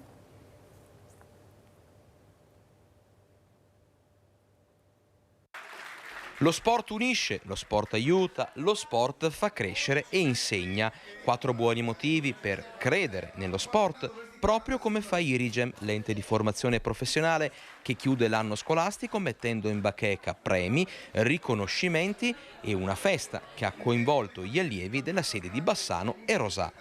Tanti i momenti da ricordare, come cartoline di un anno in cui lo sport targato Irigem ha regalato emozioni, sorrisi e sano agonismo, come la full immersion nei profumi e nei suoni di una natura quasi incontaminata lungo le rive del Brenta, oppure come i risultati ottenuti nelle giornate dello sport, durante le quali ragazze e ragazzi hanno saputo confrontarsi tanto sui valori dello sport quanto sulla fatica. E poi il torneo di calcio allo stadio di Rosà, con la terza A che ha alzato prima al cielo dello stadio Zen e poi in aula magna la coppa vinta. Medaglie al collo, pacche sulle spalle e complessivamente tante grandi speranze.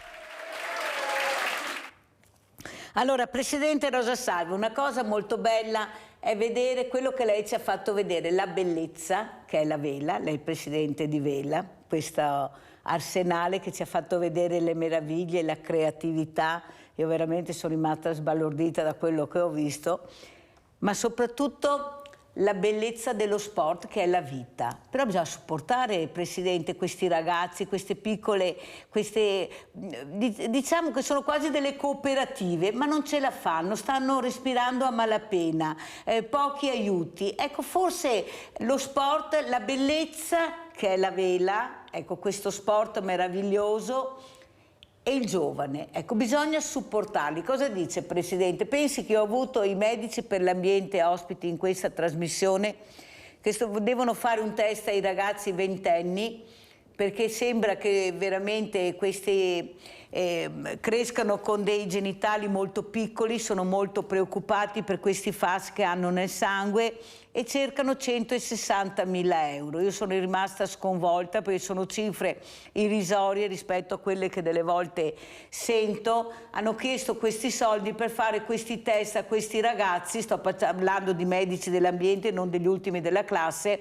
e fanno fatica. Ecco, lei sa, Presidente, la mia sensibilità, lei mi conosce, ecco, perché si arriva a non capire l'importanza invece del giovane? È il nostro futuro, dobbiamo capire cosa sta succedendo. La bellezza può aiutare lo sport, Presidente, visto che nella bellezza girano una montagna di quattrini che rimaniamo veramente sbigottiti. Prego. Lei dice delle cose ovviamente più che condivisibili. Io nel mio passato ho avuto ruoli all'interno del CONI, sono stato presidente della Federazione di Atletica del Veneto e indubbiamente i mezzi che c'erano allora e anche la stessa autonomia che lo sport aveva allora consentivano anche di fare delle politiche di promozione forse più efficaci. Basti pensare agli stessi giochi della gioventù, ai campionati studenteschi, l'attività della scuola, eccetera. Ovviamente l'Italia è un paese, noi siamo meravigliosi per tante cose, però ci accendiamo solo al momento delle Olimpiadi, quando vediamo queste meravigliose medaglie d'oro o comunque questi grandi atleti che ci danno, allora improvvisamente scopriamo la bellezza dello sport e scopriamo anche tanti sport cosiddetti minori, ma che in realtà coinvolgono centinaia di migliaia di ragazzi e non solo ragazzi nel nostro paese. Si è bloccato? Si è bloccato. Che è stata dello sport, con alcune che indubbiamente capiamo, lo Stato ha bisogno anche di dare delle regole, di sistemare un po' un mondo che ha anche delle zone d'ombra, però indubbiamente questo dicono gli esperti che le nuove normative sul lavoro sportivo, per esempio, potrebbero mettere in difficoltà molte società piccole, nel senso di appunto nuove normative legate alle persone che collaborano. Ora, purtroppo io mi rendo conto che il legislatore ha un ruolo molto ingrato, perché la zona d'ombra tra volontariato e attività professionale nasconde talvolta anche delle zone grigie, nasconde evidentemente dei rapporti, delle situazioni probabilmente che vanno regolamentate, però forse questa drastica entrata in vigore della normativa potrebbe mettere in difficoltà molte società. Però però dobbiamo dire che comunque il mondo dello sport ha sempre dimostrato una grande capacità di auto-organizzarsi e ha questo serbatoio immenso, infinito, che è il volontariato. Ecco, io vorrei spendere mezza parola su questo, non riguarda solo lo sport, pensiamo al sociale, l'assistenza, la stessa cultura, è fatta anche di piccole realtà che vivono di volontariato. È una grande risorsa del nostro paese, irrinunciabile.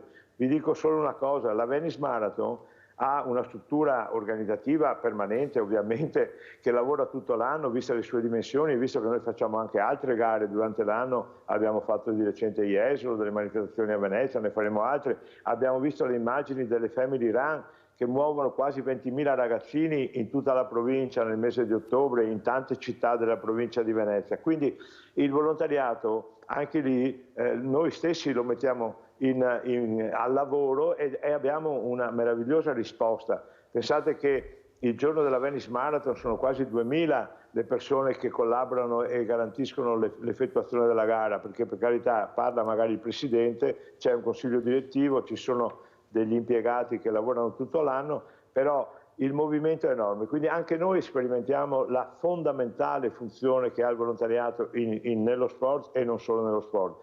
Anche perché, ripeto, noi per esempio come Venice Marathon assolutamente vogliamo mantenere un livello di organizzazione agonistico, sportivo, spettacolare di livello mondiale, ma anche una funzione promozionale, da cui vengono appunto queste Family Run per i bambini, da cui vengono le iniziative a cui faceva riferimento Giusy Versace, che è la nostra madrina da moltissimi anni su questi temi della sostenibilità e dell'accessibilità, perché Venice Marathon per esempio ha fatto 2 bandiere nella accessibilità, quindi tutti gli atleti portatori delle più diverse disabilità devono poter correre le nostre manifestazioni, e sapete quanto difficile è rendere accessibile Venezia, che oggi, anche grazie all'attività dell'amministrazione comunale, è sempre più accessibile con varie iniziative, la pedanatura dei ponti, eccetera, ma anche la sostenibilità. Quindi il messaggio che noi vogliamo dare, e cominciamo già dai ragazzini appunto delle scuole con le Family Run,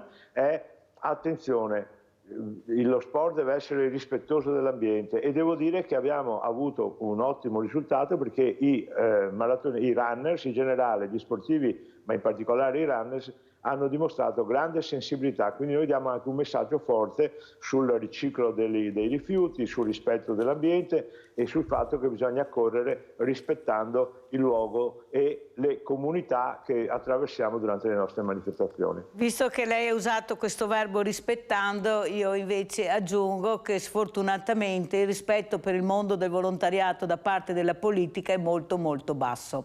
Questo va detto, lo dico io, non lo dite di sicuro voi, però va detto e ripetuto che forse qualche passo in più la politica dovrebbe fare, visto che il mondo del volontariato ha messo e sta continuando a mettere le pezze dove la politica non arriva. Tommaso Razzolini, come commenta le parole che ha detto il presidente appunto Rosa Salva, ma soprattutto ecco, di questi medici dell'ambiente che cercano di dare un contributo, di dare delle risposte a questi test e non riescono a trovare una cifra irrisoria per il mondo politico? Prego.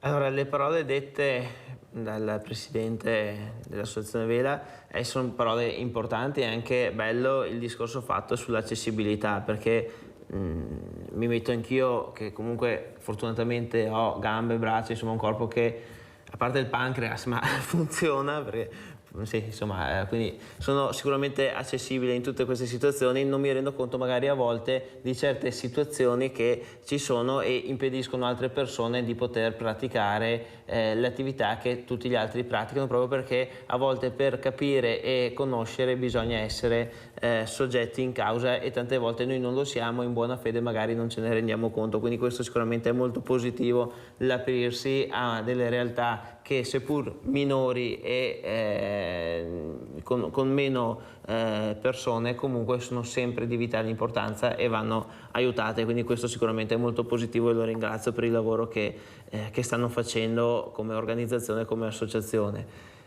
Lo sport è sicuramente importante per i giovani, perché poi dà educazione, dà sviluppo anche del corpo, e quindi poi dà anche a livello psicofisico delle importanti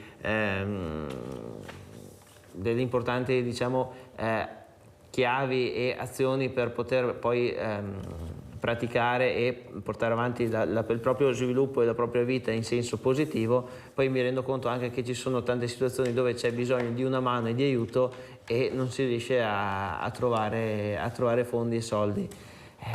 Sì, non conosco bene la situazione precisa, però so bene che tante volte anche a me vengono associazioni, vengono a chiedermi aiuti, finanziamenti, e poi purtroppo si cerca però di trovare... questo è un bene collettivo, cioè la salute pubblica, io penso che dovrebbe essere i primi posti a cercare di trovare questo aiuto per fare questo test. Non è che venga fatto un test chissà dove vengono fatti a questi ragazzi, perché questi medici dell'ambiente sono molto preoccupati per lo stato di salute con questi FAS nel sangue. Allora andiamo a vedere anche cosa è successo ieri a Villa Margherita.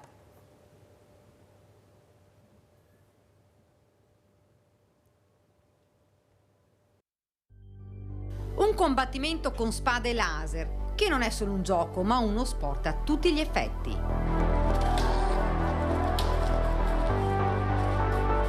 È una scherma sportiva fatta solo con il principio di una spada laser, quindi il nostro scopo è cercare di colpire l'avversario e con questo noi facciamo dei tornei. Nella bellissima cornice di Villa Margherita, 2 giorni di giochi, l'iniziativa che ha attirato giovani e famiglie con bambini per un pomeriggio diverso dagli altri. Giochi di tutti i tipi, giochi di ruolo, giochi da tavolo, giochi all'aperto in giardino, e grazie a Mirella e a Villa Margherita Inclusiva riusciamo a organizzare questi 2 giorni in cui aggreghiamo anche altre associazioni oltre alla nostra. Tra le sale della villa, gruppi di giovani intenti a giocare. Qui stanno giocando a un gioco di ruolo dove i vari giocatori interpretano un personaggio come fossero all'interno di un film. Come ti sembra questo gioco? Bello. Complicato? No, abbastanza facile, intuitivo. Che a me piace, insomma, lo trovo abbastanza anch'io intuitivo, insomma, bello come sistema e tutto. Lo conoscevo già, dato che è ispirato a Dungeons and Dragons, quindi che conosco. Ci spostiamo in un'altra sala. Qui stanno preparando un fotoset per i cosplayer. I cosplayer sono ragazze che si vestono con gli abiti e le sembianze dei loro personaggi preferiti. Siamo vestiti da Sara e Gaiti di Mermaid Melody, che è il mio anime preferito e lui è stato un po' obbligato. No dai, l'ho fatto volentieri. Ecco, esatto, è una storia di sirene, ricorda un po' la Sirenetta come racconto, molto appassionante. Io sono Lady Catherine, sono la rappresentazione di un vampiro. Caramba, che sorpresa, sono la zia Raffaella Carrà, direttamente dal mondo della musica. Questa è una macchina steampunk per fare il tè che ho inventato io e funziona con ingranaggi. E poi fuori nel parco dove famiglie si divertono nei giochi da tavolo. Qual è il gioco che maggiormente va tra le persone? Allora, ultimamente mi è stato chiesto moltissimo Living Forest, che ha visto anche un premio internazionale molto importante, anche se Splendor Duel è la scelta migliore. E poi eccoli qui, i giochi all'aperto. Non è per niente facile, però è un gioco molto divertente che stimola la mente e il corpo, quindi da consigliare assolutamente.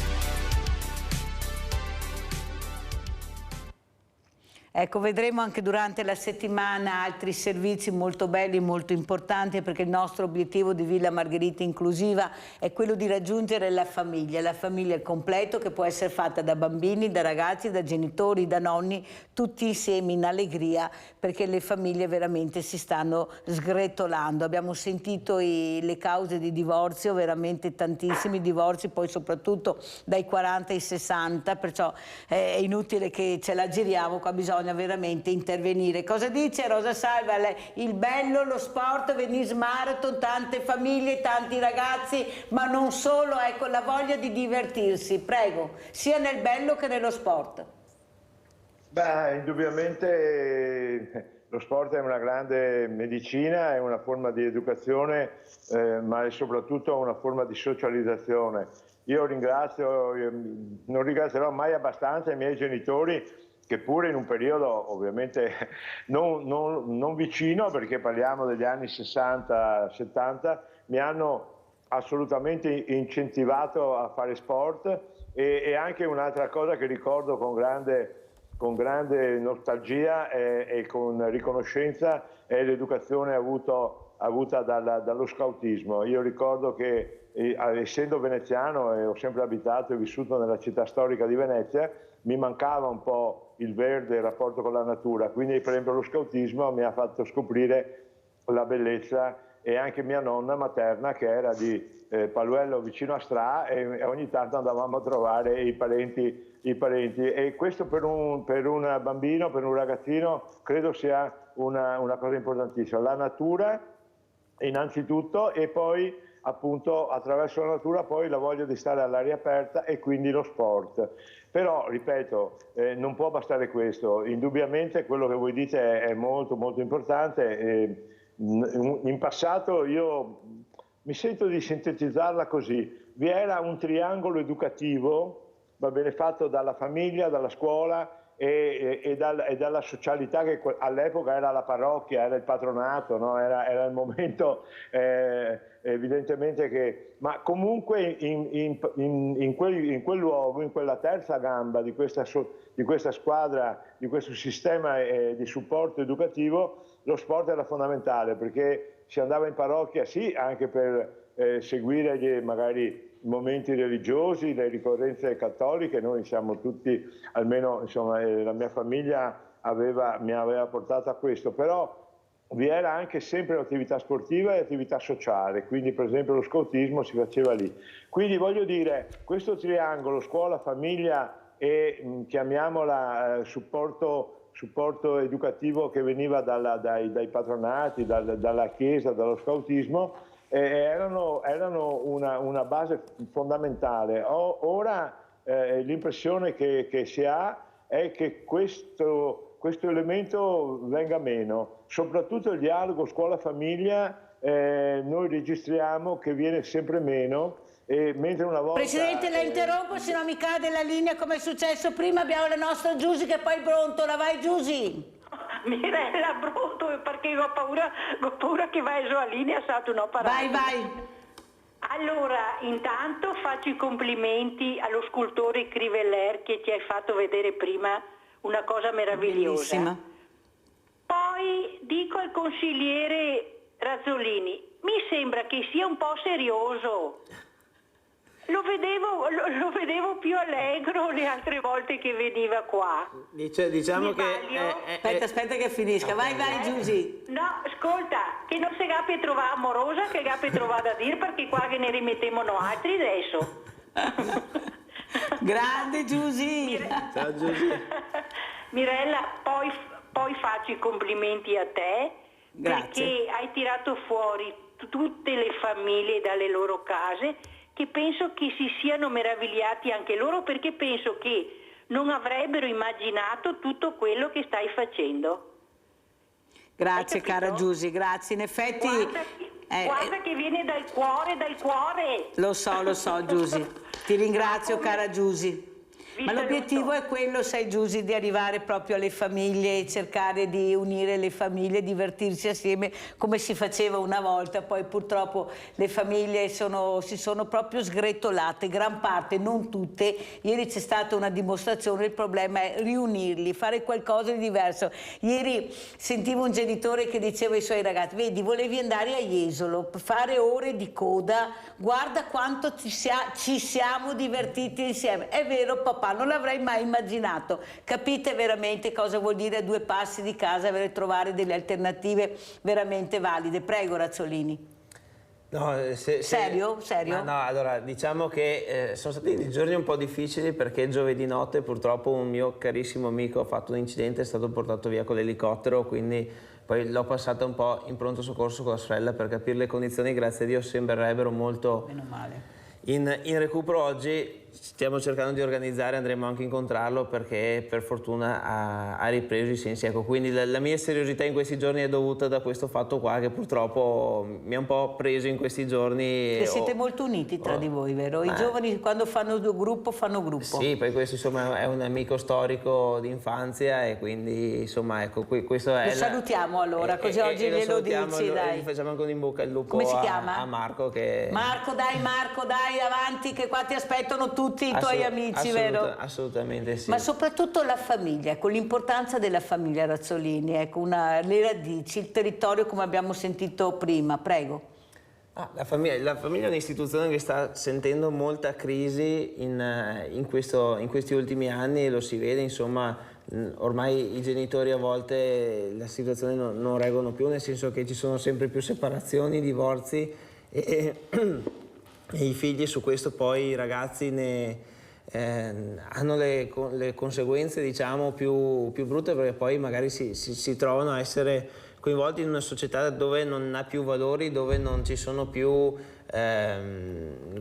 quelle situazioni fondamentali, quei valori fondamentali che poi danno un senso alla vita e che ti fanno andare avanti anche nelle situazioni più difficili e ti mettono la grinta per poter appunto fare della tua vita una forza e darti delle visioni, darti degli obiettivi futuri, darti dei passi da fare per poi essere protagonisti e non subire il giorno d'oggi la situazione. Quindi sicuramente questo è importante. Io sono stato molto fortunato nella mia vita aver avuto dei nonni grandiosi e dovrebbero essere anche, almeno la nonna Assunta dovrebbe essere anche collegata, se non sbaglio, che veramente per me hanno dato molto mentre i genitori lavoravano e non erano appunto nonni mandati in casa di riposo, anche se comunque l'importanza della casa di riposo ci sta, perché ci sono poi situazioni per fortuna. Razzolini si chiamano residenze per anziani, ha detto il direttore dell'ISRA, non case di riposo. Ok, però ecco, io ho avuto anche la fortuna di avere tutti i nonni attivi che mi hanno veramente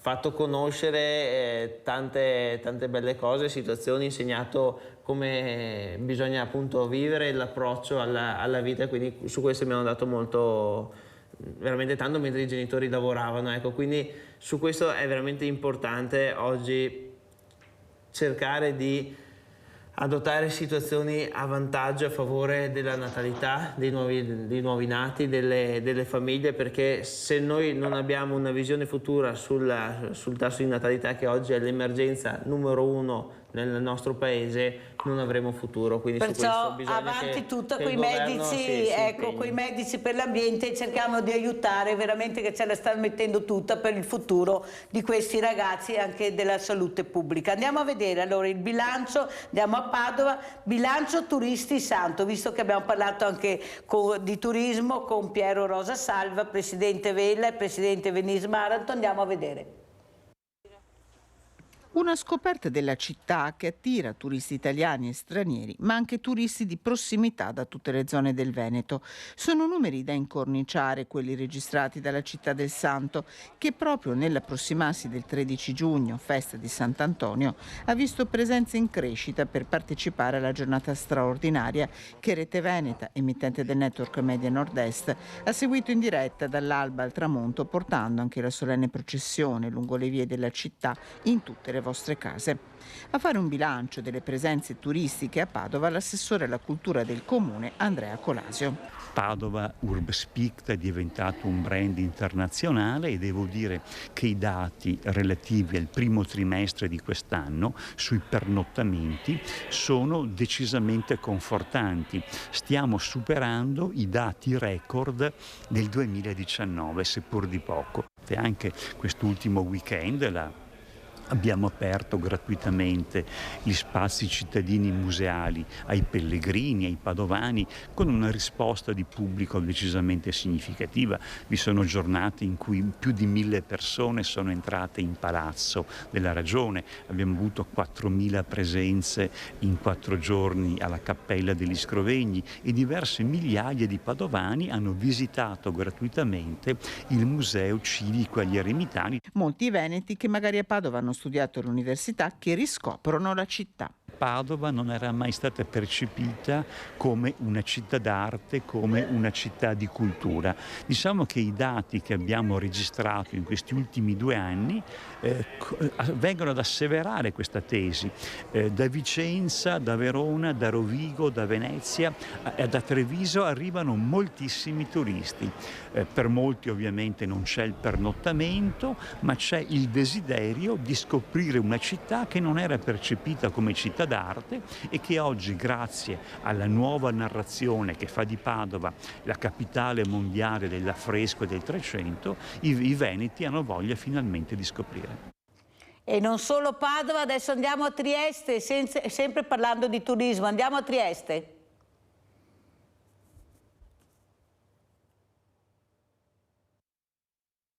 La scommessa che facciamo io e il presidente degli albergatori, il grande amico Guarino Lanci, è quella di raggiungere, in quanti anni, non lo posso dire, ma certamente in tempo medio-breve, 3 milioni di turisti. Perché tu pensa solo se in Porto Vecchio, quando apriremo il Museo del Mare e tante altre attività, avremo veramente dei risultati straordinari. 3 milioni di turisti all'anno e i progetti per il Porto Vecchio potrebbero essere un volano per raggiungere questo obiettivo. È quanto affermato dall'assessore comunale a cultura e turismo Giorgio Rossi, ospite a Tele4. La regione e la provincia di Trieste viaggiano già sulla scia di numeri importanti. Come illustrato anche nei giorni scorsi dalla nostra emittente, il flusso di vacanzieri non si è mai arrestato dall'inverno fino alla tarda primavera e ora approderà l'estate, periodo in cui è previsto un ulteriore incremento. Ne beneficiano le tasche degli esercenti commerciali, degli albergatori, dei ristoratori, soprattutto se parliamo del centro città. I numeri sono confortanti, se pensiamo che nel 2022 già abbiamo avuto un aumento a circa 1.100.000 visitatori, parlo solo del comune di Trieste, perché poi abbiamo la provincia che allarga un po' la maglia ma non di troppo. E che quest'anno si prevede un aumento, almeno nei primi 5 mesi, del 35-40%, quindi una proiezione grosso modo di 1.400.000 turisti, non possiamo che essere contenti. È la città che ha cambiato sistema di accoglienza. Ma quali sono gli altri strumenti per raggiungere il vero obiettivo di 3 milioni di turisti all'anno? Se noi regolamentiamo il turismo, perché sia un turismo, diciamo così,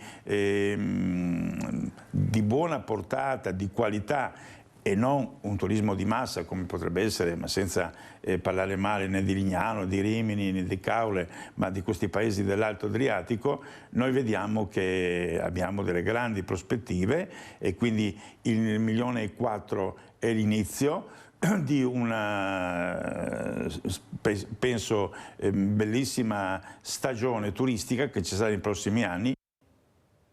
Allora io chiederei anche a Piero Rosa Salva, presidente Vela e presidente Venice Marathon, ecco, che forse le nostre spiagge, ad esempio il Lido, questa spiaggia bellissima che io da bambina frequentavo, mi portavano al Lido, poi non si sente parlare. Ecco, anche questa è una promozione, ecco, c'è una promozione che veramente in questo paese non si sa da dove iniziare, siamo talmente belli e abbiamo talmente tanto, però ci conoscono, sì, però facciamo una promozione un po' diversa. Forse diceva Razzolini, siamo in vendita, siamo sempre in vendita forse, qualcuno ci sta comprando. Prego Rosa Salva.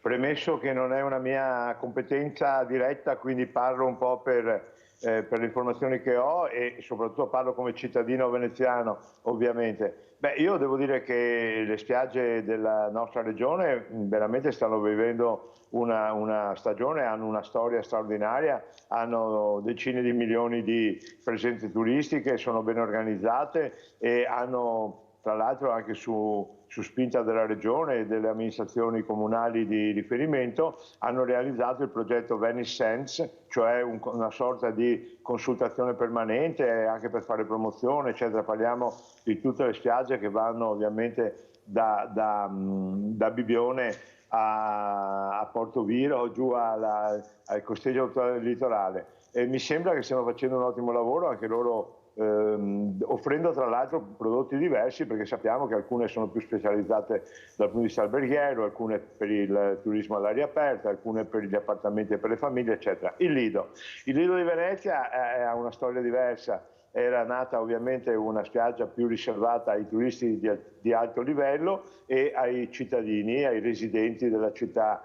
Ha fatto probabilmente più tardi un lavoro di promozione aperto e più aggressivo, diciamo, però negli ultimi anni, anche qui dobbiamo riconoscere, c'è stata una spinta molto positiva da parte dell'amministrazione comunale guidata dal sindaco Brugnaro e dagli assessori al turismo, e non solo al turismo. Vi è uno forte impegno che si è concretizzato anche con il rilancio di un consorzio di promozione turistica, la Proloco, eccetera.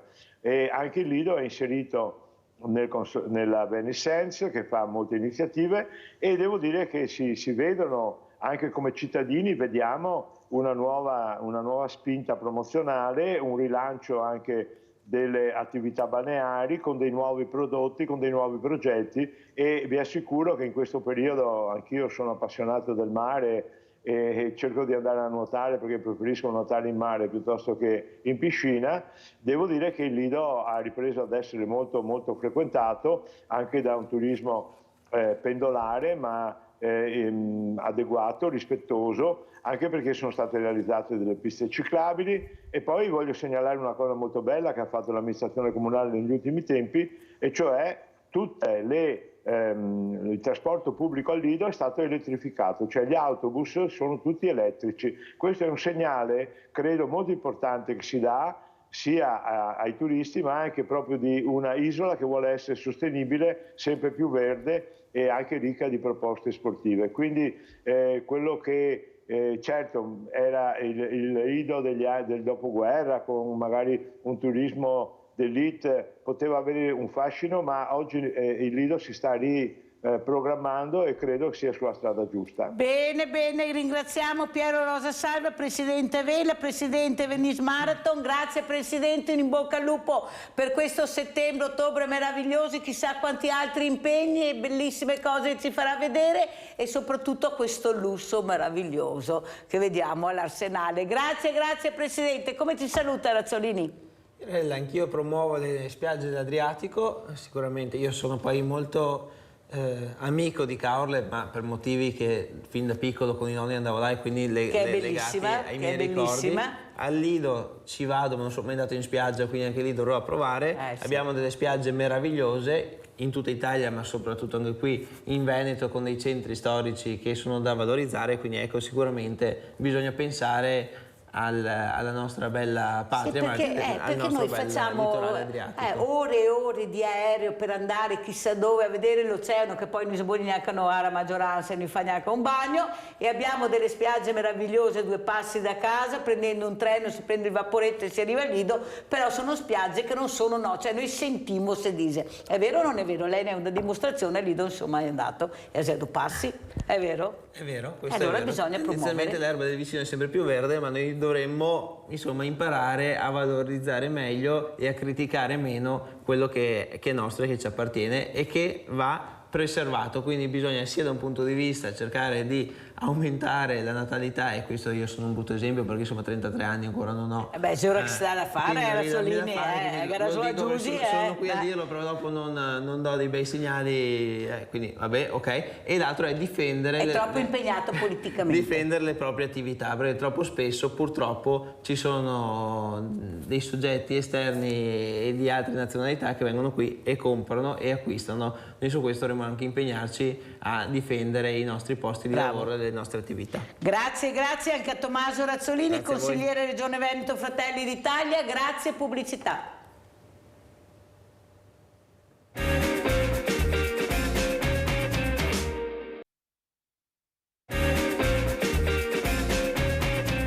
E vi presento altri 2 graditissime ospiti. Abbiamo in presenza Patrizia Campanelli, membro del direttivo Associazione Amici di San Patrignano e mamma naturalmente. Abbiamo collegata anche da Verona Patrizia Pisi, vicepresidente Associazione Vittime Incidenti Stradali e Malasanità. Buongiorno vicepresidente, presidente, la ringrazio di essere qui anche lei. 2 mamme, 2 donne questa mattina, 2 guerriere ognuna nel proprio campo, ma il bene comune è quello di aiutare questi ragazzi a capire, a voltare pagina, a cambiare registro, perché così non si può veramente continuare. Ecco, sono i numeri che fanno rabbrividire, dalle morti o per overdose o per incidenti stradali o per mala sanità anche, c'è qualcosa che non funziona. Allora io partirei proprio da Patrizia Campanelli, che abbiamo ospite questa mattina, appunto membro del direttivo Associazione Amici di San Patrignano, perciò adesso spiegheremo l'importanza di questa associazione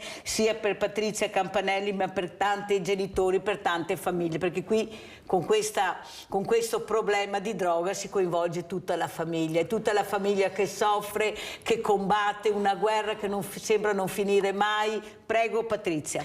Allora, buongiorno a tutti intanto, e come diceva Mirella giustamente, io faccio parte appunto dell'Associazione Amici di San Patrignano di Treviso, che in concerto con la comunità stessa che ha sede a Rimini e tutti i volontari di questa associazione, assieme alla nostra presidente Elisabetta Rizzetto, che sono sicura che molti di voi conosceranno, sono più di 30 anni che lei si spende per aiutare le famiglie, i ragazzi e per cercare di risolvere appunto questo problema che è dilaniante, perché come diceva Mirella, quando capita una problematica di questo tipo la famiglia viene distrutta.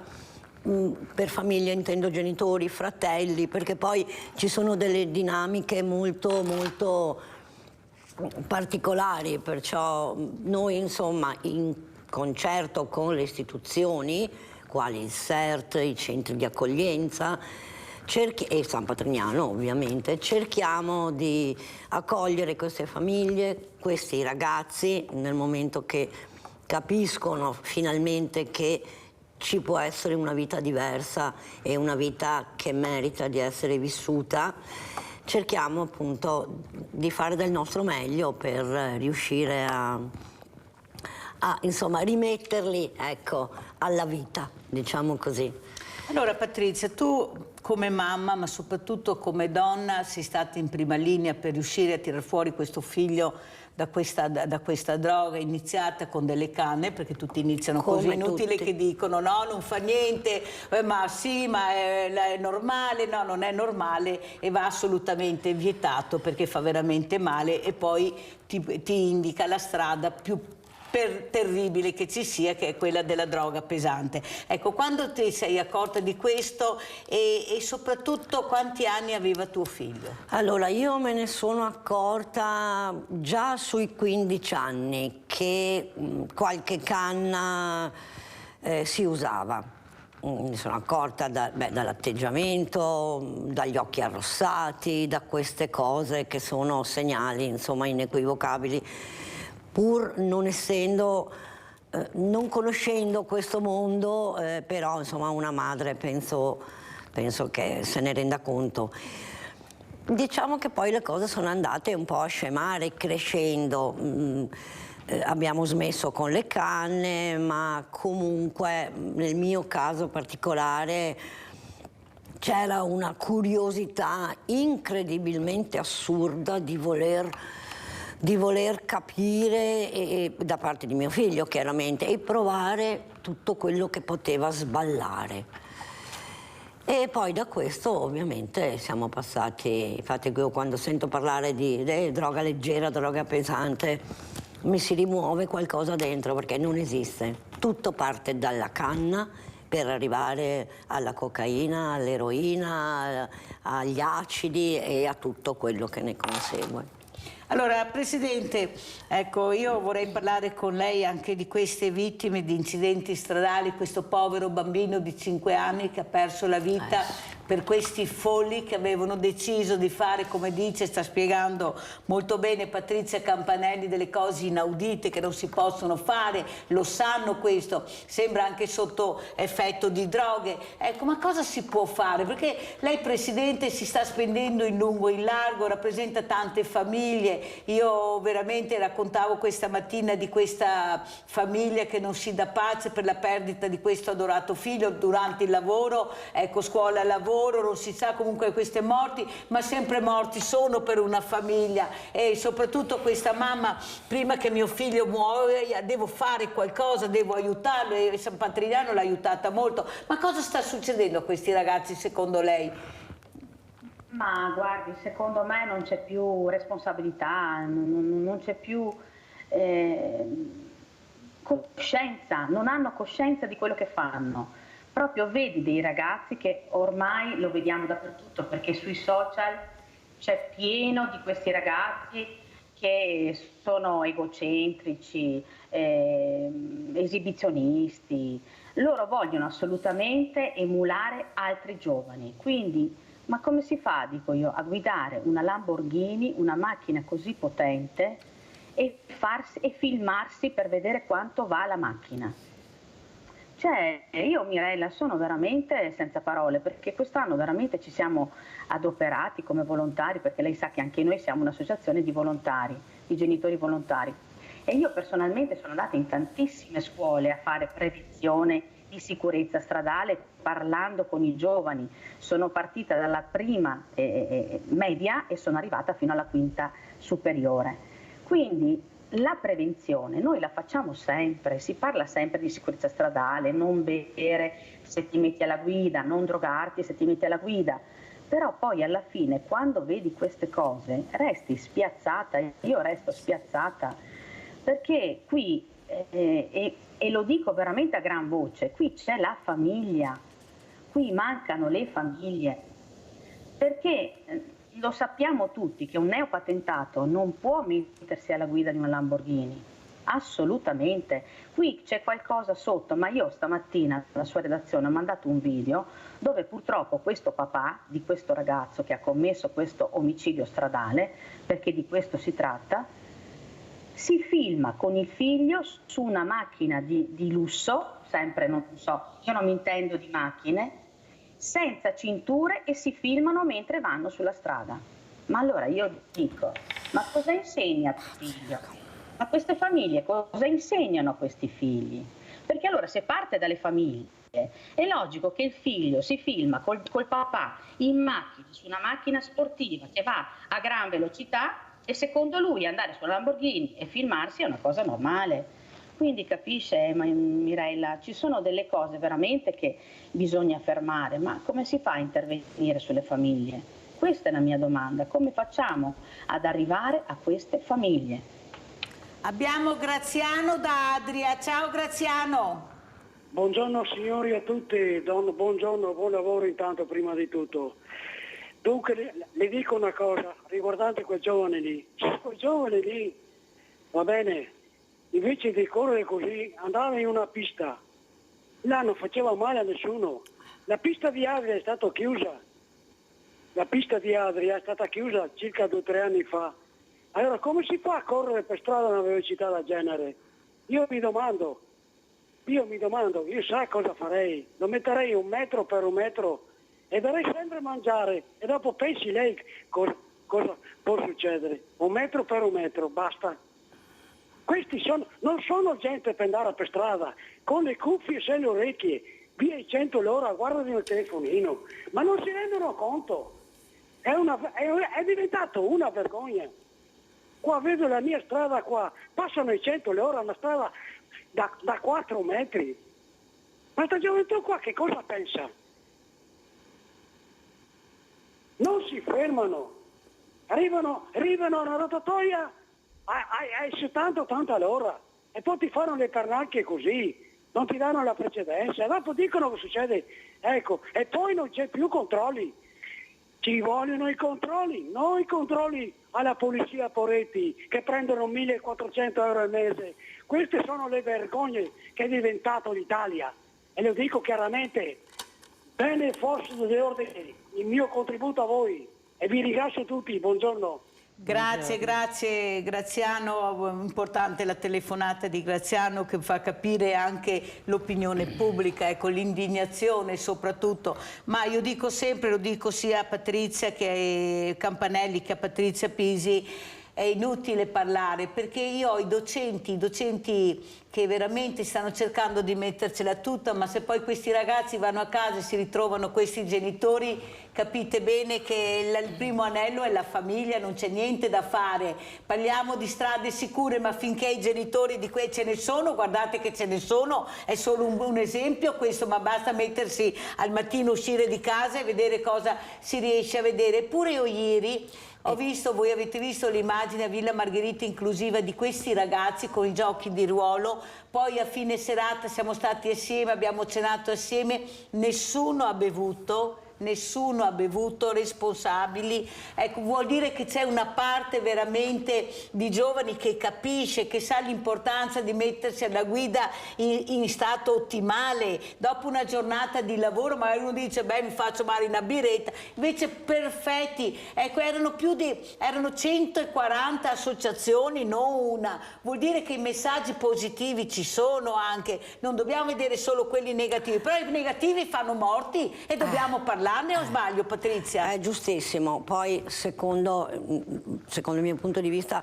c'è una cosa alla base: più attenzione appunto da parte delle famiglie.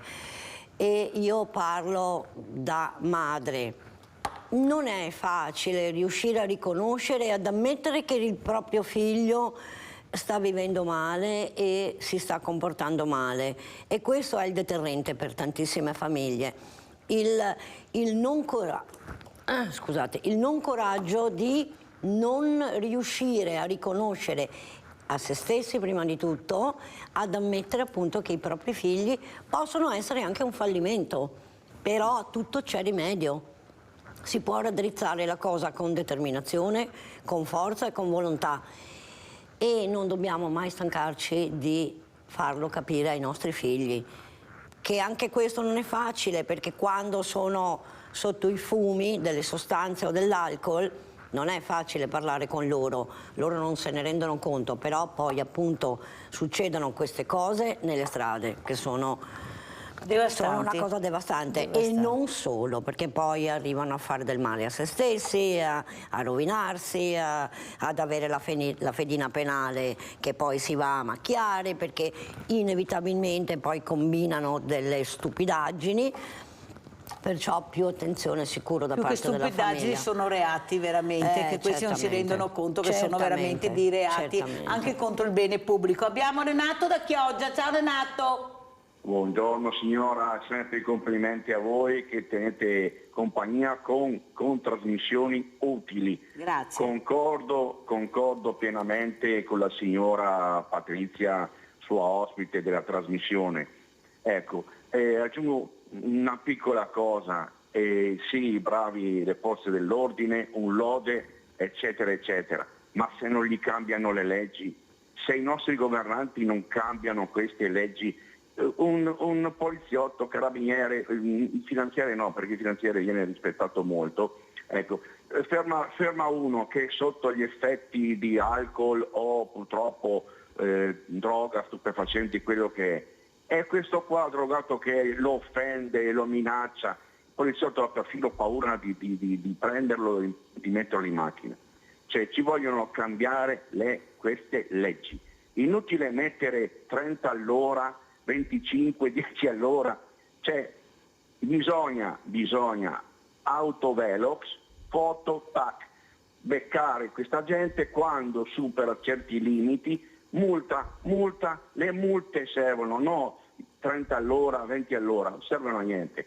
Ecco, e in più cambiare le leggi per aiutare le forze dell'ordine. E do ragione alla signora Patrizia, in primis è sempre la famiglia. Abbiamo visto nell'ultimo incidente, ecco quello che è la cronaca del giorno, il padre del figlio che fa pubblicità anche lui alla velocità, in primis la famiglia, in primis. Grazie per la vostra trasmissione, siete molto bravi, dovete essere a livello nazionale. Buongiorno a te. Grazie Renato, per fortuna che si è un po' affievolito la parola di Renato, ma ho capito, ti ringrazio di cuore. Renato, la sentiamo cosa dice Pisi, ecco, questo genitore, questo uomo che dice ecco ci vogliono delle pene più severe, multe, cosa dice Pisi? Sì, allora guardi, io sono stata a marzo al Ministero dei Trasporti da Salvini. Abbiamo fatto un meet e quindi hanno invitato anche noi come associazione vittime della strada. Noi abbiamo fatto delle richieste e la richiesta principale è stata proprio questa, di cambiare le regole. Lui adesso sta modificando il codice della strada e a breve, io penso che entro settembre, dovremo avere tutto questo codice della strada rivisitato. Però, come dice Renato, ci vogliono i controlli sulla strada, noi lo chiediamo sempre e ci rispondono sempre che c'è poco personale. Bene, allora se c'è poco personale fate dei concorsi e prendete la gente e mettetela sulla strada. Cioè, voglio dire, non si può sempre nascondersi dietro un dito. Facciamo più prevenzione anche con le divise sulla strada soprattutto. E poi Mirella mi faccia dire, io ho chiesto 2 cose importanti al Ministro, ho detto prevenzione nelle scuole, fate sì che invece di un'ora di educazione civica ci sia un'ora di educazione stradale, che si parte anche dalle elementari a questo punto, partiamo dalle elementari, andiamo fino alla quinta superiore, ma soprattutto entriamo dentro a fare prevenzione nelle scuole guida, perché la scuola guida, allora lì prendiamo dai 20 ai 30, ai 40 anni, ai 50 anni, prendiamo dentro tutte quelle persone che purtroppo loro sono bravissimi a guidare, bravissimi, a loro non succede mai niente. Non è vero, la prevenzione è importante capire quanto sia fondamentale la responsabilità quando ci si mette alla guida di un'auto. Ed è vero anche quello che dice Renato Pisi, perché io ieri con questi ragazzi, loro anche non hanno bevuto perché avevano paura dei controlli lungo la strada. Non posso bere, molti hanno detto, perché se mi fermano poi ho un lavoro, devo andare al lavoro, ci mancherebbe altro, perciò è giusto capire che soprattutto i controlli sono importanti, perché loro hanno paura dei controlli, ma siccome sono pochissimi dico speriamo che non mi capiti qualcuno e vai alla grande e poi cade il morto. Allora, visto che devo correre, andiamo a vedere anche questo video che ha portato la nostra Patrizia Campanelli, la storia di Candela. Andiamo a sentire e a vedere, poi la commentiamo.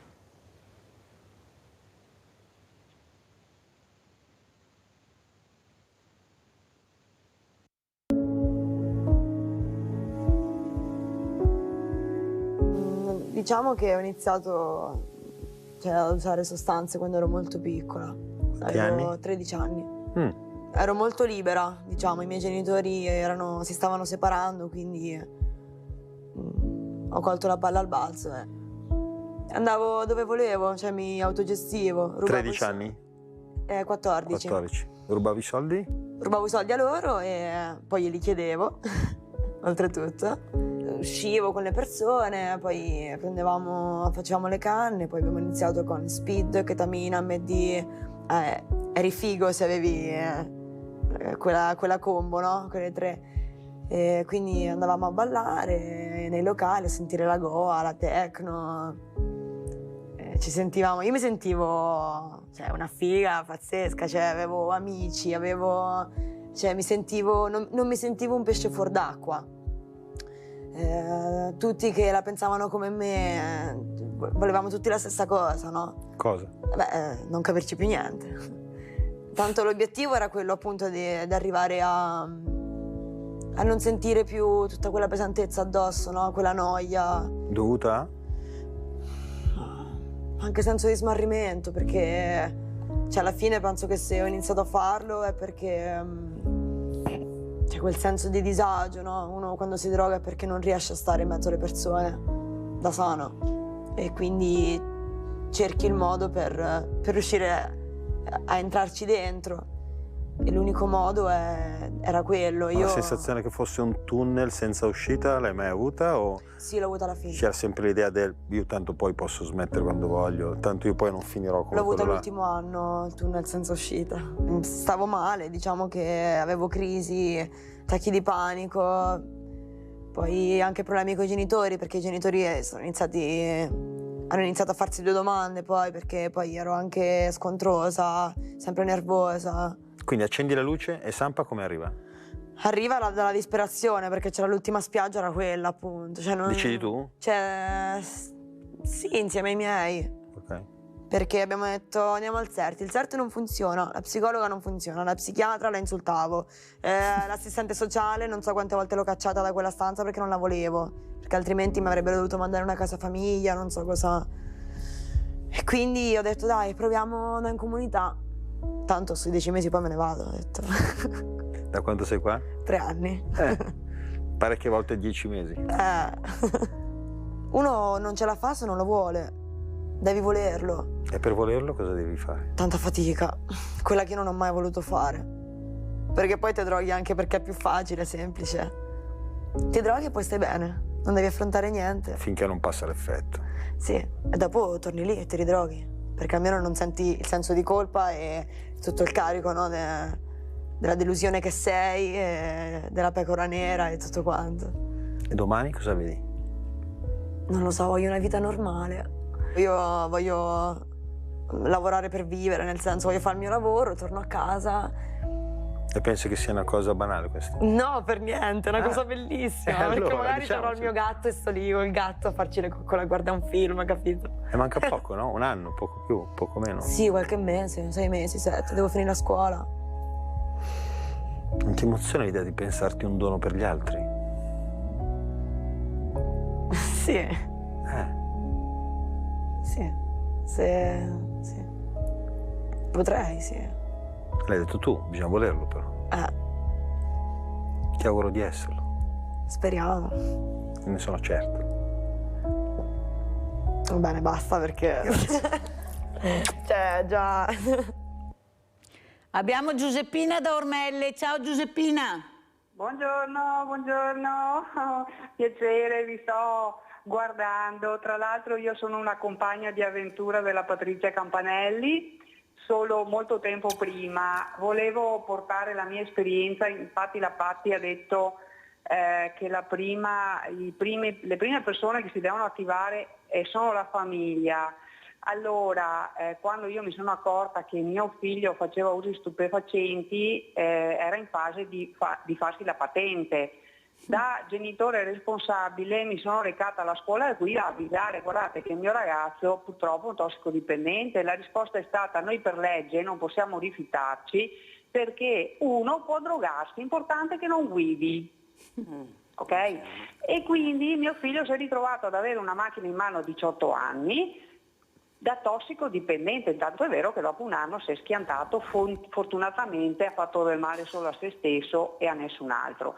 Quindi ci sono dei genitori che si attivano, ma poi la legge non si ferma. A oggi, se facessero un test antidroga ai ragazzi quando vanno a farsi la patente, credo che al minimo il 50% non la potrebbe fare. È lì che bisogna andare a intervenire, è lì dove sbattono la testa anche le famiglie, perché prima di far sbattere il figlio è la famiglia che deve sbattere la testa contro il muro e accorgersi che sta succedendo qualcosa e che il proprio figlio è una mina vagante, non solo per se stesso, perché noi genitori stiamo male, anche noi quando ci sono queste situazioni, ma è un grande pericolo per gli altri. E colgo anche l'occasione, se mi è permesso, io rappresento tra l'altro insieme alla nostra associazione di Treviso lo sportello che ha sede a Gaiarine, aperto per la volontà della giunta del comune di Gaiarine, che opera in tutto il territorio opitergino ed è lo sportello di San Patrignano.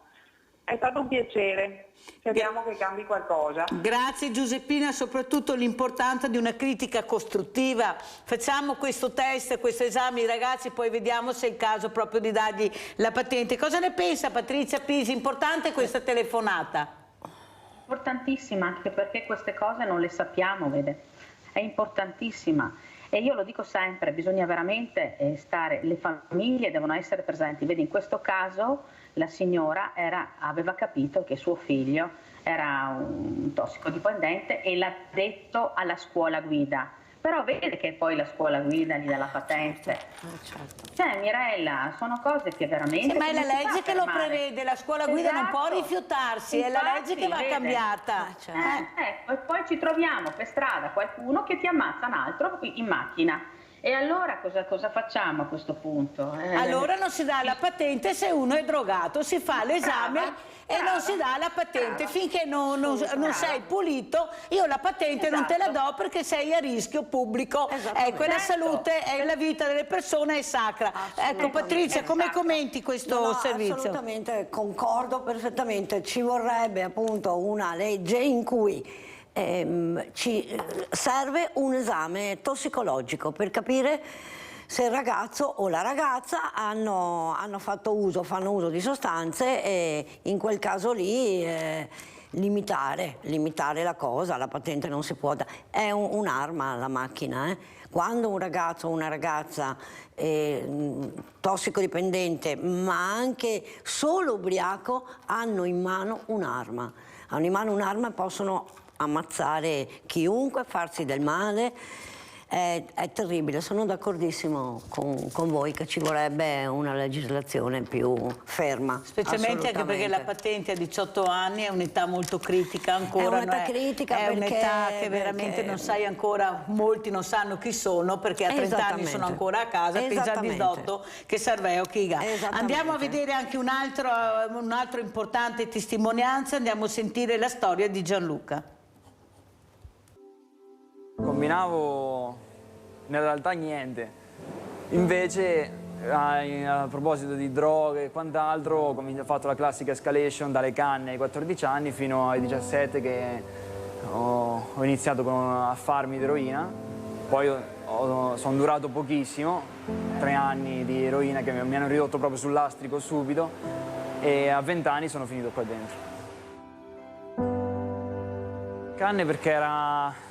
Sai, venivi da un paesino piccolo, sembrava qualcosa di non so che, ti rendeva diverso, ti rendeva un po' eccentrico, artistoide. E quindi canne a manetta. Mi sono tirato dietro tutti gli amici. Cioè io giravo dentro casa, stavo proprio, anche semplicemente con la testa, stavo distrutto, cercavo non so che, e cercavo il modo per svoltare e non riuscivo a fare niente, tutto sigaretta a manetta la mattina e la sera. Era molto, a parte che fastidioso fisicamente, era proprio anche angosciante di testa, perché ormai non te lascia più spazio per ragionare, per costruire qualcos'altro, perché o stai male in astinenza o quando te fai sei già col pensiero che starai in astinenza. A casa mio padre a un certo punto ha detto boh, io non te parlo più, perché tanto aveva visto che ci ha provato, mi sono stati vicino, ma tanto è una roba che è andata avanti per un anno, dopo ho detto guarda, se ti vuoi ammazzare io lasciami stare. Sono entrato qua che avevo 20 anni, però diciamo che ho cominciato a chiedere, la prima volta che ho chiesto aiuto ne avevo 19. E mi ricordo proprio che ho alzato la mano, sono andato dai miei, ho fatto guarda io non ce la faccio più. Mi mancavano tante cose, cioè adesso mi rendo conto che mi mancavano tante. Cioè io proprio ho impostato tutta la vita su un qualcosa di sbagliato, un po' sul giudizio degli altri, un po' su un ideale di me stesso che poi non corrispondeva con la realtà. Io ho sempre voluto la strada facile, la strada quella essere figo subito, essere considerato a scuola il minimo indispensabile, soldi rubati. Io volevo fare la strada facile, però non resisti. Anche gli amici comprati, tra virgolette comprati, perché poi alla fine mi rendo conto dopo tanti anni che loro erano solo lì per quello. Qua sei tu e basta. Qua non hai la maschera del personaggio fuori, non hai la famiglia dietro che copre le tue cazzate. Qui la responsabilità sta nelle tue mani e ti misuri tanto. Vorrei fare sto lavoro qua, ma proprio qua dentro con loro. Infatti sto studiando psicologia apposta per quello, perché il livello è alto, è bello, è un lavorone, quindi... Cioè tutto quello che ho sempre cercato sta qua. Rapporti veri, lavoro creativo, non so che devo cercare. Quindi sono felice, parecchio. Grazie Patrizia Campanelli per questi video. Allora, come ci saluta Patrizia Pisi, vicepresidente Associazione Vittime Incidenti Stradali e Malasanità. Abbiamo parlato molto di ragazzi, ecco, di incidenti. Un minuto Patrizia per salutarci. Allora impegniamoci tutti veramente in un costante progetto di prevenzione e di sicurezza stradale, perché secondo me è solo così, aiutandoci, riusciamo a far capire alle persone quanto è importante mettersi sulla strada.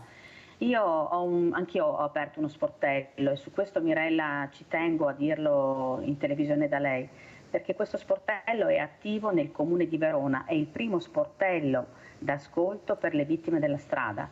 In comune di Verona aperto su appuntamento. Lei sapesse quante persone hanno bisogno di parlare, perché purtroppo noi vittime della strada siamo tantissime. Fate conto che in questi ultimi 9 giorni a Treviso sono morti 9 ragazzi. Quindi voglio dire, ci sono famiglie e famiglie che piangono, quindi il mio appello è: non piangete, venite a trovarmi, insieme condividiamo il dolore e riusciamo almeno a sorridere. Io penso anche che è ora che facciamo rete tra associazioni, perché l'obiettivo è unico: salvare le vite umane, salvare le persone. Come ci saluti Patrizia Campanelli? Io voglio dire alle famiglie di trovare il coraggio di ammettere determinate problematiche e la forza di fare qualcosa per cambiare la vita dei propri figli. Parlo anche da parte dei fratelli, per i familiari, insomma, che trovino la forza appunto di fare qualcosa per salvargli la vita. Noi operiamo a Treviso, noi siamo una delle associazioni, ce ne sono in tutta Italia. Noi operiamo a Treviso, siamo tutti volontari, ripeto, e disponibilissimi ad accogliere le famiglie e i ragazzi, si spera, senza nessuna vergogna. E se mi permetti, velocissima, noi siamo in via Medoro da Coghetto, zona Fiera, a Treviso, e quanti vogliono venire da noi, le porte sono aperte sempre. Grazie, grazie anche a Patrizia Campanelli, membro del direttivo Associazione Amici di San Patrignano e mamma. Grazie a voi, la posta di Mirella.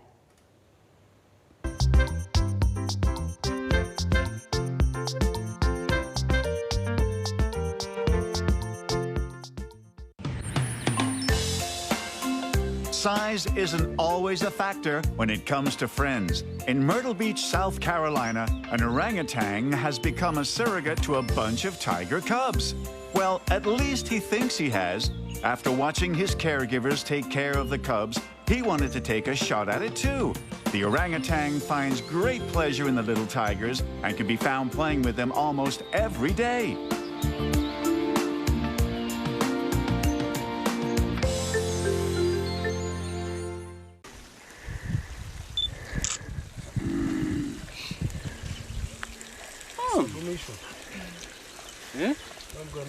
Sit down.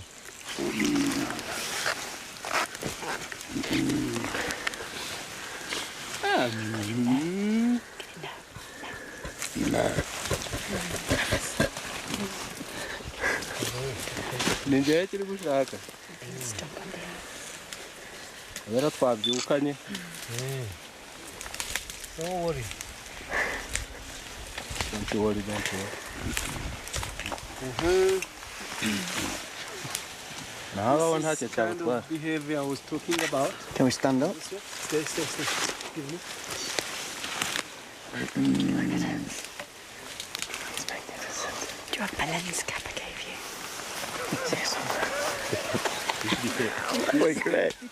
It's the way of we should behave with the animals. Sometimes they become aggressive. Yeah. You don't know why, but it will happen.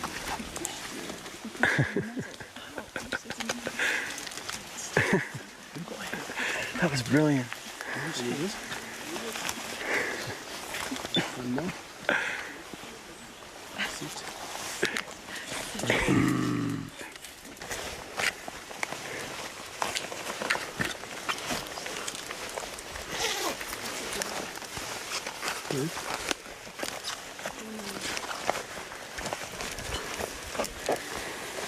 Yeah, the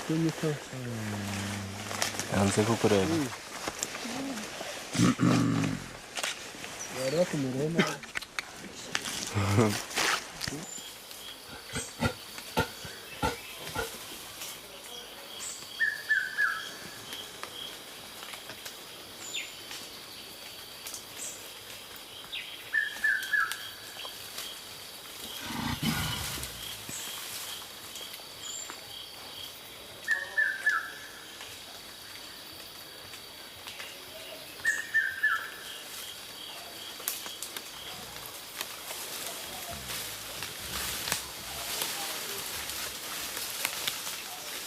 Oh, no way, John. No way. You're kidding me.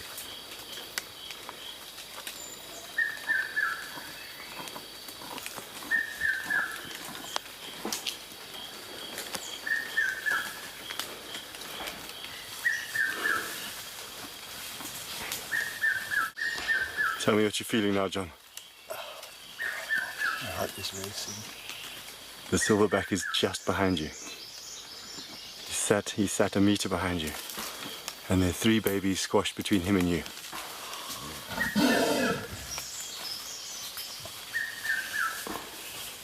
Females just behind you to your right. I just feel like one of the gang. Look at this little one. I can hear it breathing. It's touching your hair. Bit of it's actually grooming. Here comes a female.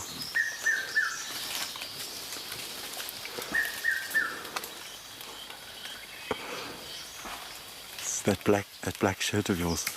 And the silverback. Now the little one's climbing up to get a closer look at your hair. He's on his back.